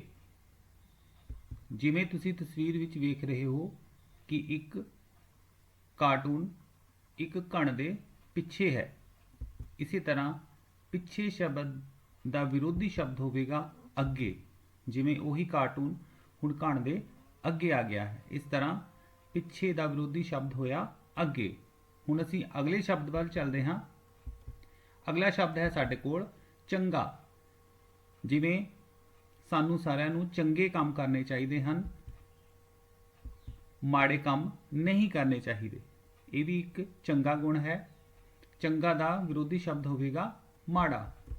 ਅਗਲਾ ਸ਼ਬਦ ਹੈ ਸਾਡੇ ਕੋਲ ਹੱਸਣਾ। ਜਿਵੇਂ ਕਿ ਤਸਵੀਰ ਵਿੱਚ ਇਹ ਬੱਚਾ ਹੱਸ ਰਿਹਾ ਹੈ ਤੇ ਹੱਸਣਾ ਦਾ ਵਿਰੋਧੀ ਸ਼ਬਦ ਹੋਵੇਗਾ ਰੋਣਾ। ਤੇ ਹੁਣ ਇਹ ਬੱਚਾ ਰੋ ਰਿਹਾ ਹੈ। ਹੱਸਣਾ ਦਾ ਵਿਰੋਧੀ ਸ਼ਬਦ ਹੋਇਆ ਰੋਣਾ। ਅਗਲਾ ਸ਼ਬਦ ਹੈ ਸਾਡੇ ਕੋਲ ਹਾਰ। ਹਾਰ ਦਾ ਵਿਰੋਧੀ ਸ਼ਬਦ ਹੋਵੇਗਾ ਜਿੱਤ। ਜਿਵੇਂ ਅਸੀਂ ਮੁਕਾਬਲੇ ਵਿੱਚ ਭਾਗ ਲੈਂਦੇ ਹਾਂ ਤਾਂ ਇੱਕ ਦੀ ਹਾਰ ਹੁੰਦੀ ਹੈ ਤੇ ਦੂਜੇ ਦੀ ਜਿੱਤ ਹੁੰਦੀ ਹੈ। ਹਾਰ ਦਾ ਵਿਰੋਧੀ ਸ਼ਬਦ ਹੋਇਆ ਜਿੱਤ। ਅਗਲਾ ਸ਼ਬਦ ਹੈ ਸਾਡੇ ਕੋਲ ਡੁੱਬਣਾ। ਤਸਵੀਰ ਵਿੱਚ ਤੁਸੀਂ ਵੇਖ ਰਹੇ ਹੋ ਕਿ ਪਾਣੀ ਵਿੱਚ ਕੋਈ ਡੁੱਬ ਰਿਹਾ ਹੈ। ਇਸੇ ਤਰ੍ਹਾਂ ਡੁੱਬਣਾ ਦਾ ਵਿਰੋਧੀ ਸ਼ਬਦ ਹੋਵੇਗਾ ਤਰਨਾ ਜਾਂ ਤੈਰਨਾ। ਜਿਵੇਂ ਕਿ ਤਸਵੀਰ ਵਿੱਚ ਤੁਸੀਂ ਵੇਖ ਰਹੇ ਹੋ ਕਿ ਇੱਕ ਬੱਚਾ ਪਾਣੀ ਵਿੱਚ ਤੈਰ ਰਿਹਾ ਹੈ ਜਾਂ ਤਰ ਰਿਹਾ ਹੈ। ਡੁੱਬਣਾ ਦਾ ਵਿਰੋਧੀ ਤਰਨਾ ਜਾਂ ਤੈਰਨਾ। ਅਗਲਾ ਸ਼ਬਦ ਹੈ ਸਾਡੇ ਕੋਲ ਬੁੱਢਾ। ਤਸਵੀਰ ਵਿੱਚ ਇੱਕ ਤੁਸੀਂ ਬਜ਼ੁਰਗ ਦੀ ਤਸਵੀਰ ਵੇਖ ਰਹੇ ਹੋ। ਬੁੱਢੇ ਦਾ ਵਿਰੋਧੀ ਸ਼ਬਦ ਹੁੰਦਾ ਹੈ ਜਵਾਨ। ਤਸਵੀਰ ਵਿੱਚ ਇੱਕ ਜਵਾਨ ਮੁੰਡੇ ਦੀ ਤਸਵੀਰ ਵੇਖ ਰਹੇ ਹੋ। ਬੁੱਢਾ ਦਾ ਵਿਰੋਧੀ ਸ਼ਬਦ ਹੋਇਆ ਜਵਾਨ। ਅਗਲਾ ਸ਼ਬਦ ਹੈ ਸਾਡੇ ਕੋਲ ਦੋਸਤ। ਦੋਸਤ ਦਾ ਵਿਰੋਧੀ ਸ਼ਬਦ ਹੋਇਆ ਦੁਸ਼ਮਣ। ਪਿਆਰੇ ਬੱਚਿਓ, ਜਿਵੇਂ ਸਾਨੂੰ ਪਤਾ ਹੈ ਕਿ ਅਸੀਂ ਕਹਾਣੀ ਵਿੱਚ ਵੀ ਪੜ੍ਹਿਆ ਹੈ ਕਿ ਸਾਨੂੰ ਵੱਧ ਤੋਂ ਵੱਧ ਦੋਸਤ ਬਣਾਉਣੇ ਚਾਹੀਦੇ ਹਨ, ਦੁਸ਼ਮਣ ਨਹੀਂ ਬਣਾਉਣੇ ਚਾਹੀਦੇ, ਕਿਸੇ ਨਾਲ ਦੁਸ਼ਮਣੀ ਨਹੀਂ ਕਰਨੀ ਚਾਹੀਦੀ। ਦੋਸਤ ਦਾ ਵਿਰੋਧੀ ਸ਼ਬਦ ਹੋਇਆ ਦੁਸ਼ਮਣ। ਅਗਲਾ ਸ਼ਬਦ ਹੈ ਸਾਡੇ ਕੋਲ ਤੇਜ਼। ਜਿਵੇਂ ਤਸਵੀਰ ਵਿੱਚ ਤੁਸੀਂ ਵੇਖ ਰਹੇ ਹੋ ਇੱਕ ਜਾਨਵਰ ਤੇਜ਼ ਦੌੜ ਰਿਹਾ ਹੈ ਤੇ ਇਸ ਦਾ ਵਿਰੋਧੀ ਸ਼ਬਦ ਹੁੰਦਾ ਹੈ ਹੌਲੀ। ਜਿਵੇਂ ਕਿ ਇਸ ਤਸਵੀਰ ਵਿੱਚ ਦੂਜਾ ਜਾਨਵਰ ਬਹੁਤ ਹੌਲੀ ਚੱਲ ਰਿਹਾ ਹੈ। ਤੇਜ਼ ਦਾ ਵਿਰੋਧੀ ਸ਼ਬਦ ਹੋਇਆ ਹੌਲੀ। ਅਗਲਾ ਸ਼ਬਦ ਹੈ ਸਾਡੇ ਕੋਲ ਮੂਰਖ। ਮੂਰਖ ਦਾ ਵਿਰੋਧੀ ਸ਼ਬਦ ਹੋਇਆ ਸਿਆਣਾ। ਸਾਨੂੰ ਮੂਰਖਪਣ ਨਹੀਂ ਕਰਨਾ ਚਾਹੀਦਾ, ਸਿਆਣੇ ਬਣ ਕੇ ਵਧੀਆ ਕੰਮ ਕਰਨੇ ਚਾਹੀਦੇ ਹਨ। ਮੂਰਖ ਦਾ ਵਿਰੋਧੀ ਸ਼ਬਦ ਹੋਇਆ ਸਿਆਣਾ। ਹੁਣ ਵਾਰੀ ਹੈ ਸਾਡੇ ਘਰ ਦੇ ਕੰਮ ਦੀ, ਤੇ ਚਲੋ ਫਿਰ ਘਰ ਦਾ ਕੰਮ ਵੇਖਦੇ ਹਾਂ। ਜਿਵੇਂ ਕਿ ਅਸੀਂ ਅੱਜ ਹੇਠ ਲਿਖੇ ਸ਼ਬਦਾਂ ਦੇ ਵਿਰੋਧੀ ਸ਼ਬਦ ਲਿਖੋ ਅਭਿਆਸ ਕੀਤਾ ਹੈ। ਕਿਹੜੇ ਕਿਹੜੇ ਵਿਰੋਧੀ ਸ਼ਬਦ ਅਸੀਂ ਕੀਤੇ ਹਨ? ਪਹਿਲਾ ਹੈ ਚੰਗਾ, ਦੂਜਾ ਹੈ ਪਿੱਛੇ, ਤੀਜਾ ਹੈ ਹੱਸਣਾ, ਚੌਥਾ ਹੈ ਡੁੱਬਣਾ, ਪੰਜਵਾਂ ਹੈ ਬੁੱਢਾ, ਛੇਵਾਂ ਤੇਜ਼, ਸੱਤਵਾਂ ਦੋਸਤ, ਅੱਠਵਾਂ ਹਾਰ, ਨੌਵਾਂ ਮੂਰਖ। ਸੋ ਪਿਆਰੇ ਬੱਚਿਓ, ਤੁਸੀਂ ਇਹਨਾਂ 9 ਸ਼ਬਦਾਂ ਦੇ ਵਿਰੋਧੀ ਸ਼ਬਦ ਆਪਣੀਆਂ ਕਾਪੀਆਂ ਤੇ ਬਹੁਤ ਹੀ ਸੁੰਦਰ ਲਿਖਾਈ ਵਿੱਚ ਲਿਖ ਕੇ ਆਪਣੇ ਅਧਿਆਪਕਾਂ ਨਾਲ ਸਾਂਝੇ ਕਰਨੇ ਹਨ। ਧੰਨਵਾਦ। ਪਿਆਰੇ ਬੱਚਿਓ, ਸਤਿ ਸ਼੍ਰੀ ਅਕਾਲ। ਠੀਕ ਠਾਕ ਹੋ ਬੇਟਾ? ਅੱਜ ਬੇਟਾ ਆਪਾਂ ਆਪਣੀ ਗਣਿਤ ਦੀ ਕਿਤਾਬ ਦੇ ਪੰਨਾ ਨੰਬਰ 36 ਤੇ ਅਭਿਆਸ 2.3 ਦਾ ਸਵਾਲ ਨੰਬਰ 11 ਸੰਖਿਆ 96074 ਵਿੱਚ 6 ਦੇ ਸਥਾਨਕ ਮੁੱਲ ਅਤੇ 7 ਦੇ ਸਥਾਨਕ ਮੁੱਲ ਦਾ ਅੰਤਰ ਪਤਾ ਕਰੋ। ਹੱਲ ਕਰਾਂਗੇ। ਸਥਾਨਕ ਮੁੱਲ ਸਾਰਣੀ ਵਿੱਚ ਸੰਖਿਆ ਬੇਟਾ 96074। ਇਸ ਦੇ ਵਿੱਚ ਬੇਟਾ ਆਪਾਂ 6 ਦਾ ਸਥਾਨਕ ਮੁੱਲ ਅਤੇ 7 ਦਾ ਸਥਾਨਕ ਮੁੱਲ ਦੇਖਾਂਗੇ। 6 ਕਿਹੜੇ ਸਥਾਨ ਤੇ ਆ? 1000 ਦੇ ਸਥਾਨ ਤੇ, ਅਤੇ 7 ਕਿਹੜੇ ਸਥਾਨ ਤੇ ਆ? ਦਹਾਈ ਦੇ ਸਥਾਨ ਤੇ। ਠੀਕ ਹੈ ਬੇਟਾ। ਇਹ ਬੇਟਾ ਵੇਖੋ 96074, ਇਸ ਦੇ ਵਿੱਚ ਆਪਾਂ 6000 ਅਤੇ ਦਹਾਈ ਦੇ ਸਥਾਨ ਤੇ 70, ਇਹਨਾਂ ਵਿੱਚ ਆਪਾਂ ਅੰਤਰ ਪਤਾ ਕਰਨਾ ਹੈ। ਹੁਣ ਬੇਟਾ ਆਪਾਂ 6000 ਦੇ ਸਥਾਨਕ ਮੁੱਲ ਦੇ ਹਿਸਾਬ ਨਾਲ ਕਰੰਸੀ ਨੋਟ ਲੈਂਦੇ ਆ। ਇਹਦੇ ਵਿੱਚ ਦੇਖੀਏ ਆਪਣੇ ਕੋਲ 1-1 ਰੁਪਏ ਦੇ ਕੋਈ ਨੋਟ ਨਹੀਂ ਆ। ਇੱਥੇ ਫਿਰ ਇਕਾਈ ਦੇ ਸਥਾਨ ਤੇ ਕੀ ਆਵੇਗਾ? 0। ਇਸੇ ਤਰ੍ਹਾਂ 10-10 ਰੁਪਏ ਦਾ ਕੋਈ ਨੋਟ ਨਹੀਂ ਆ। ਇਹ ਕੀ ਆਵੇਗੀ? ਦਹਾਈ ਦੇ ਸਥਾਨ ਤੇ ਵੀ 0 ਆਵੇਗੀ। 100 ਦੇ ਕੋਈ ਨੋਟ ਨਹੀਂ ਆ, ਭਾਵ ਸੈਂਕੜੇ ਦੇ ਸਥਾਨ ਤੇ ਵੀ ਕੀ ਆਵੇਗਾ? 0। ਤੇ 1000 ਦੇ ਸਥਾਨ ਤੇ ਕੀ ਆ? 1000 ਦੇ ਸਥਾਨ ਤੇ 6। ਫਿਰ ਆਪਾਂ 1000 ਦੇ 6 ਨੋਟ ਲਵਾਂਗੇ। 1 2 3 4 5 6 ਨੋਟ, ਭਾਵ 6000। ਫਿਰ 1000 ਦੇ ਸਥਾਨ ਤੇ ਕੀ ਆਵੇਗਾ? 6000। ਹੁਣ ਬੇਟਾ 7 ਦਾ ਸਥਾਨਕ ਮੁੱਲ ਆਪਾਂ ਦੇਖਣਾ ਹੈ। ਇਹ ਕਿੰਨੀ ਹੈ? ਦਹਾਈ ਦੇ ਸਥਾਨ ਤੇ, ਫਿਰ ਇਹਦਾ ਸਥਾਨਕ ਮੁੱਲ ਕਿੰਨਾ ਹੈ? 70। ਆਪਾਂ ਹੁਣ 6000 ਵਿੱਚੋਂ 70 ਜਿਹੜੇ ਆ ਉਹ ਘਟਾਉਣੇ ਨੇ। ਫਿਰ ਆਪਣੇ ਕੋਲ ਇੱਧਰ ਕੋਈ ਵੀ 10 ਰੁਪਏ ਦਾ 100 ਰੁਪਏ ਦਾ ਨੋਟ ਨਹੀਂ ਆ। ਫਿਰ ਆਪਾਂ 1000 ਦਾ ਖੁੱਲਾ ਕਰਾਂਗੇ। 1000 ਦਾ ਖੁੱਲਾ ਬੇਟਾ ਆਪਾਂ ਨੂੰ ਪਤਾ ਹੈ ਕਿ 1000 ਕਾਦੇ ਬਰਾਬਰ ਹੈ? 10 ਸੈਂਕੜੇ ਦੇ। ਫਿਰ ਆਪਾਂ 1000 ਦੇ ਇੱਕ ਨੋਟ ਦੇ ਬਦਲੇ 100 ਦੇ 10 ਨੋਟ ਬਦਲ ਲੈਂਦੇ ਆ। ਤੇ ਹੁਣ ਬੇਟਾ ਆਪਣੇ ਕੋਲੇ ਕਿੰਨੇ ਹੋ ਗਏ? 100 ਦੇ 10 ਨੋਟ ਭਾਵ 10 ਸੈਂਕੜੇ। ਹੁਣ ਬੇਟਾ ਆਪਣੇ ਕੋਲ 1000 ਦੇ ਕਿੰਨੇ ਰਹਿ ਗਏ? 1000, 2000, 3000, 4000, 5000 रुपए। किन्ने हो गए बेटा? 5000 रुपए भाव 5000। आगे चलिए बेटा, आपा किन्ने घटाने ने? 70। ते आपां नूं फिर 100 रुपए दा होर आपां खुला करदे हां। 100 रुपए दे खुला बेटा आपां नूं पता है कि 1 सैकड़ा कादे बराबर है? 10 दहाइयां दे। फिर आपां 100 रुपए दे बदले 10 दे 10 नोट लै लैंदे हां। ते हुण बेटा आपां देखिए कि 10 दे 10 नोट भाव 10 दहाइयां। फिर आपां दहाई दे स्थान ते किन्ने रखांगे? 10। हुण आपां 100 दे नोट गिणीए किन्ने आ? 100, 200, 300, 400, 500, 600, 700, 800, 900। ਹੁਣ ਇਹ 900 रुपए भाव 9 सैकड़े। ਹੁਣ ਬੇਟਾ ਆਪਾਂ ਇਹਨਾਂ ਰੁਪਿਆਂ ਵਿੱਚੋਂ 70 ਰੁਪਏ ਜਿਹੜੇ ਆ ਉਹ ਕੱਢਦੇ ਆ। ਸਭ ਤੋਂ ਪਹਿਲਾਂ 1 ਰੁਪਏ ਦਾ ਆਪਣਾ ਕੋਈ ਨੋਟ ਨਹੀਂ ਕੱਢਣਾ, ਇਸ ਲਈ ਆਪਾਂ ਇਕਾਈ ਦੇ ਸਥਾਨ ਤੇ ਕੀ ਰੱਖ ਦਿੰਦੇ ਆ? 0। ਹੁਣ ਆਪਾਂ ਇਹਦੇ ਵਿੱਚੋਂ 10 ਦੇ 7 ਨੋਟ ਕੱਢਦੇ ਆ। 10, 20, 30, 40, 50, 60, 70। 70 रुपए बेटा ਆਪਾਂ ਕੱਢ ਲੈ। 70 रुपए ਭਾਵ 7 ਦਹਾਈਆਂ। 70 रुपए बेटा ਕੱਢਣ ਤੋਂ ਬਾਅਦ ਆਪਾਂ ਦੇਖਦੇ ਹਾਂ ਕਿ ਹੁਣ ਆਪਣੇ ਕੋਲ ਕਿੰਨੇ ਰੁਪਏ ਬਚੇ। 1 ਰੁਪਏ ਦਾ ਕੋਈ ਨੋਟ ਨਹੀਂ ਆਪਣੇ ਕੋਲ। ਫਿਰ ਇਕਾਈ ਦੇ ਸਥਾਨ ਤੇ ਕੀ ਆਵੇਗਾ? 0। ਹੁਣ 10 ਰੁਪਏ ਦੇ ਨੋਟ ਗਿਣਦੇ ਆ बेटा। 10, 20, 30। 30 रुपए भाव 3 दहाइयां। उस तो अगे बेटा 100 रुपए के नोट। 100, 200, 300, 400, 500, 600, 700, 800, 900। 900 रुपए भाव 9 सैकड़े। अगे बेटा आ गया 1000। ये गिणिए 1000, 2000, 3000, 4000, 5000। 5000 रुपए भाव 5000। फिर हुण बेटा 70 रुपए कड्ढण तो बाद किन्ने बचे? 5930 रुपए। ਹੁਣ बेटा अपनी ਦਿੱਤੀ ਹੋਈ ਸੰਖਿਆ ਵਿੱਚੋਂ 6 ਅਤੇ 7 ਦੇ ਸਥਾਨਕ ਮੁੱਲ ਦਾ ਅੰਤਰ ਹੈ 5930। ਉਮੀਦ ਹੈ ਬੇਟਾ 11ਵਾਂ ਸਵਾਲ ਤੁਹਾਨੂੰ ਚੰਗੀ ਤਰ੍ਹਾਂ ਸਮਝ ਆ ਗਿਆ ਹੋਵੇਗਾ। ਹੁਣ ਤੁਸੀਂ 11ਵਾਂ ਸਵਾਲ ਅਤੇ 12ਵਾਂ ਸਵਾਲ ਜਿਹੜਾ ਹੈ ਘਰੋਂ ਕਾਪੀਆਂ ਤੇ ਕਰਨਾ ਹੈ। 12ਵਾਂ ਸਵਾਲ ਬੇਟਾ ਜਿਹੜਾ ਹੈ ਉਹ ਹੈਗਾ 6 ਅੰਕਾਂ ਦੀ ਛੋਟੀ ਤੋਂ ਛੋਟੀ ਸੰਖਿਆ ਵਿੱਚੋਂ 45555 ਨੂੰ ਘਟਾਓ। ਆਪਣੀ 6 ਅੰਕਾਂ ਦੀ ਸਭ ਤੋਂ ਛੋਟੀ ਸੰਖਿਆ ਕਿਹੜੀ ਹੈ? 1 ਲੱਖ। ਉਹਦੇ ਵਿੱਚੋਂ ਆਪਾਂ ਕਿੰਨੇ ਘਟਾਉਣੇ ਨੇ? 45555। ਇਹ ਤੁਸੀਂ ਆਪਣੀਆਂ ਕਾਪੀਆਂ ਤੇ ਕਰੋ ਸਵਾਲ ਕਰਨਾ ਹੈ। ਅੱਜ ਦੇ ਲਈ ਇੰਨਾ ਹੀ। ਧੰਨਵਾਦ।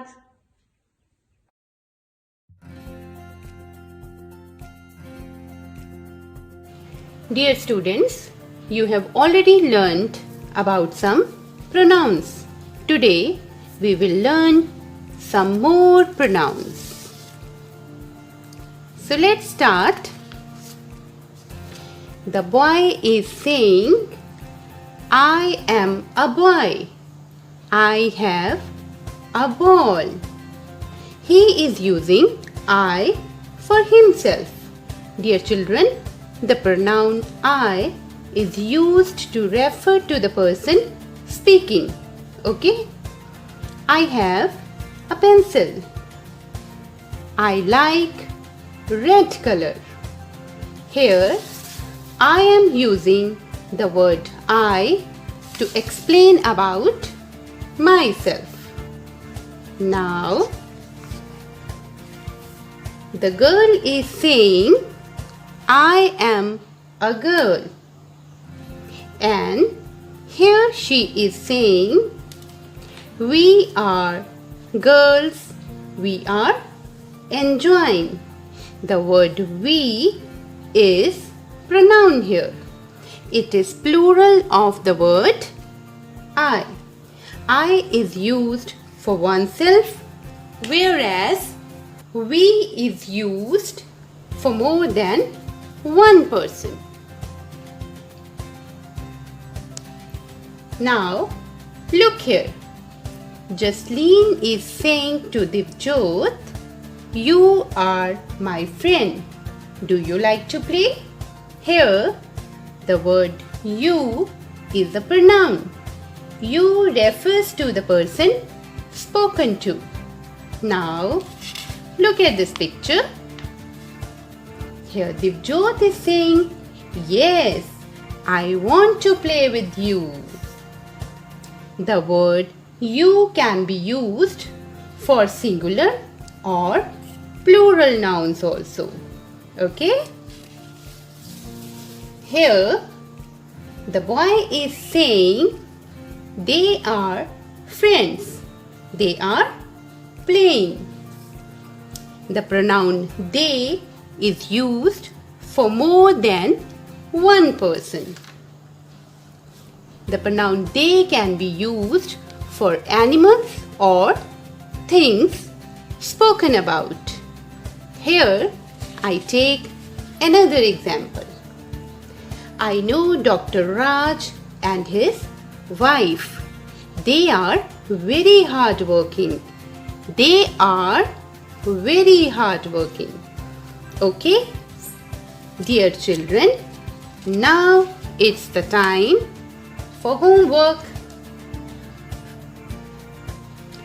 Filling the blanks by choosing the correct pronoun. And the sentences are: number 1, dash am a boy. He am a boy, or I am a boy. You have to find out the correct one and fill in the blank. Okay? Second is, I want to play with she or you.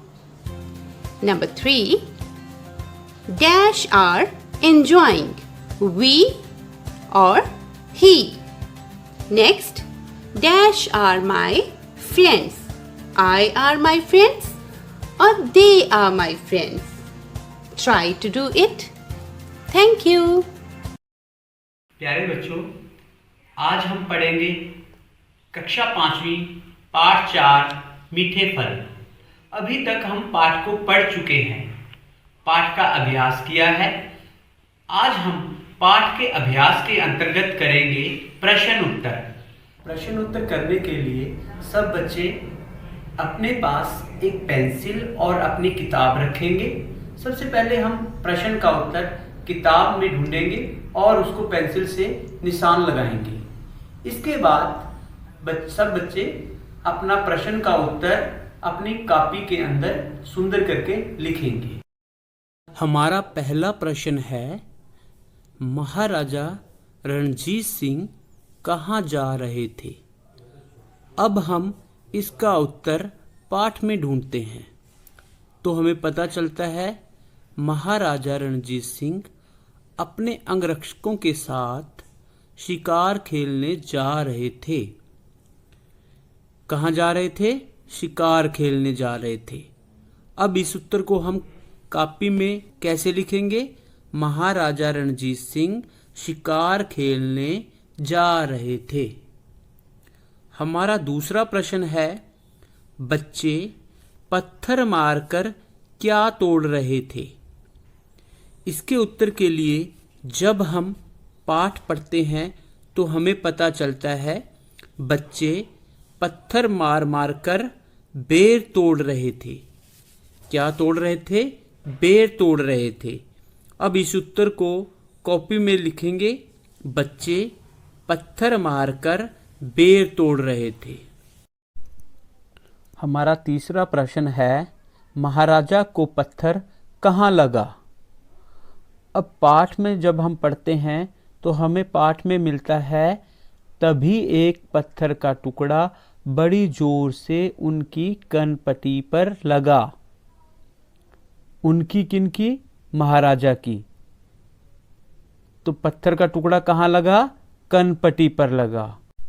कनपटी मतलब कान और आँख के बीच का हिस्सा। कान और आँख के बीच के हिस्से को क्या कहते हैं? कनपटी। अभी देखिए, जैसे ये पत्थर आ रहा है और ये पत्थर लगा महाराज को कनपटी पर, तो कनपटी का जो हिस्सा है वो है आँख और कान के बीच का हिस्सा। अब इस प्रश्न का उत्तर हम अपनी कॉपी में लिखेंगे, महाराजा को पत्थर कनपटी पर लगा। हमारा अगला प्रश्न है, महाराजा ने बच्चों से क्या कहा? जब हम पाठ पढ़ते हैं तो हमें इस प्रश्न का उत्तर मिलता है, आपने कहा। आपने मतलब किसने? महाराजा ने।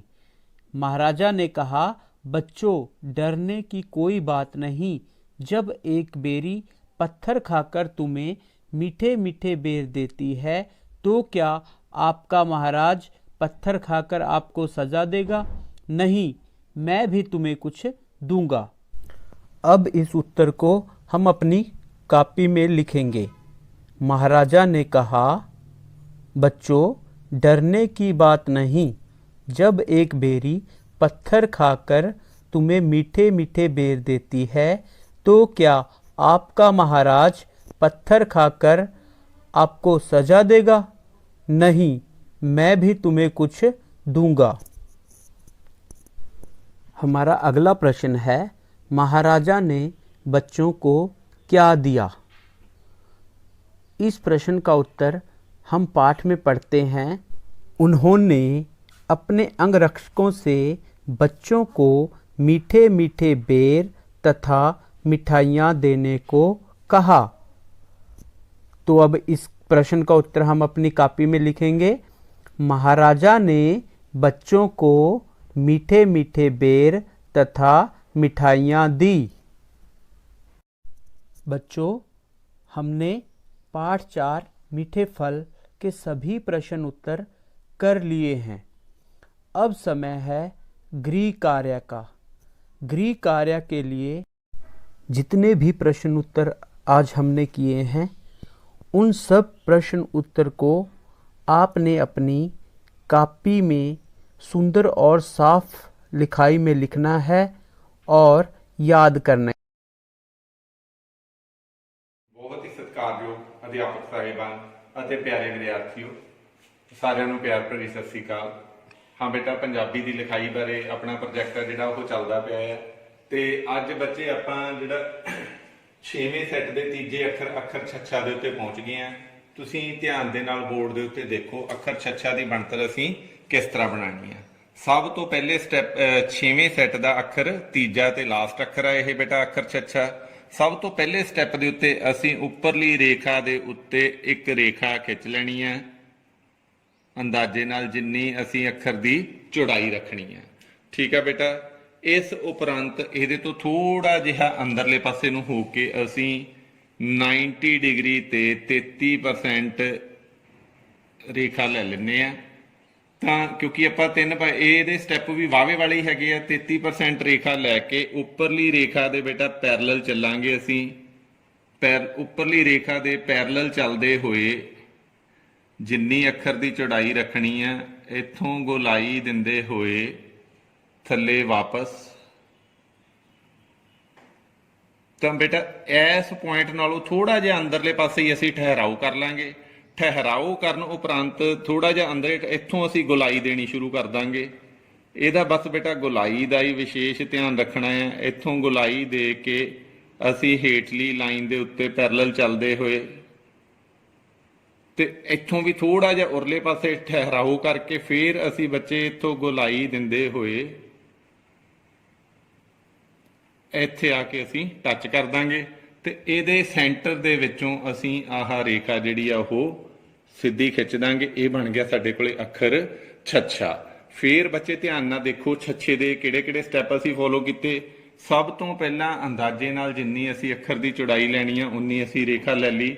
ਉਸ ਤੋਂ ਬਾਅਦ ਥੋੜਾ ਜਿਹਾ ਅੰਦਰੋਂ 90 ਡਿਗਰੀ ਤੇ ਥੱਲੇ 33% ਪੋਰਸ਼ਨ ਤੱਕ ਆ ਗਏ ਅਸੀਂ। ਇੱਥੋਂ ਫਿਰ ਇਧਰਲੇ ਪਾਸੇ ਜਿੰਨੀ ਚੌੜਾਈ ਰੱਖਣੀ ਆ ਇੱਥੋਂ ਗੋਲਾਈ ਦਿੰਦੇ ਹੋਏ ਇੱਥੇ, ਔਰ ਇਹ ਥੋੜੇ ਜਿਹੇ ਉਰਲੇ ਪਾਸੇ ਠਹਿਰਾਓ ਕਰਕੇ ਇੱਥੋਂ ਘੁੰਮਦੇ ਹੋਏ ਇੱਥੇ ਤੇ ਇੱਥੋਂ ਚੱਲ ਕੇ ਇੱਥੇ ਅਸੀਂ ਟੱਚ ਕਰਾ ਦਾਂਗੇ ਤੇ ਸੈਂਟਰ ਦੇ ਵਿੱਚ ਇਹ ਸਿੱਧੀ ਰੇਖਾ ਜਿਹੜੀ ਆ ਉਹ ਲਗਾ ਦਾਂਗੇ। ਇਹ ਬਣ ਗਿਆ ਬੱਚੇ ਸਾਡੇ ਕੋਲੇ ਅੱਖਰ ਛੱਛਾ। ਸੋ ਬੱਚੇ ਤੁਹਾਡੇ ਕੋਲੇ ਜਿਹੜੀਆਂ ਸਪੈਸ਼ਲ ਵਰਕਸ਼ੀਟਸ ਪਹੁੰਚੀਆਂ ਹੋਈਆਂ ਆ, ਤੁਸੀਂ ਉਹਦੇ ਉੱਤੇ ਜੇਕਰ ਵਰਕਸ਼ੀਟਸ ਅਵੇਲੇਬਲ ਨਹੀਂ ਹੈਗੀਆਂ ਤਾਂ ਤੁਸੀਂ ਆਪਣੀ ਕਾਪੀ ਦੇ ਉੱਤੇ 2 ਲਕੀਰੀ ਕਾਪੀ ਦੇ ਉੱਤੇ ਵੀ ਅਭਿਆਸ ਆ ਜਿਹੜਾ ਇਹਦਾ ਕਰ ਸਕਦੇ ਆ। ਤੇ ਮੈਨੂੰ ਉਮੀਦ ਆ ਵੀ ਤੁਸੀਂ ਪਿਛਲੇ ਅੱਖਰਾਂ ਦਾ ਵੀ ਅਭਿਆਸ ਕਰ ਲਿਆ ਹੋਊਗਾ। ਤੇ ਕੱਲ ਫੇਰ ਬੇਟਾ ਆਪਾਂ ਨਵੇਂ ਸੈੱਟ ਦੇ 7ਵੇਂ ਸੈੱਟ ਦੇ ਪਹਿਲੇ ਅੱਖਰ ਬਾਰੇ ਗੱਲ ਕਰਾਂਗੇ। ਤੁਹਾਡਾ ਬਹੁਤ ਬਹੁਤ ਧੰਨਵਾਦ।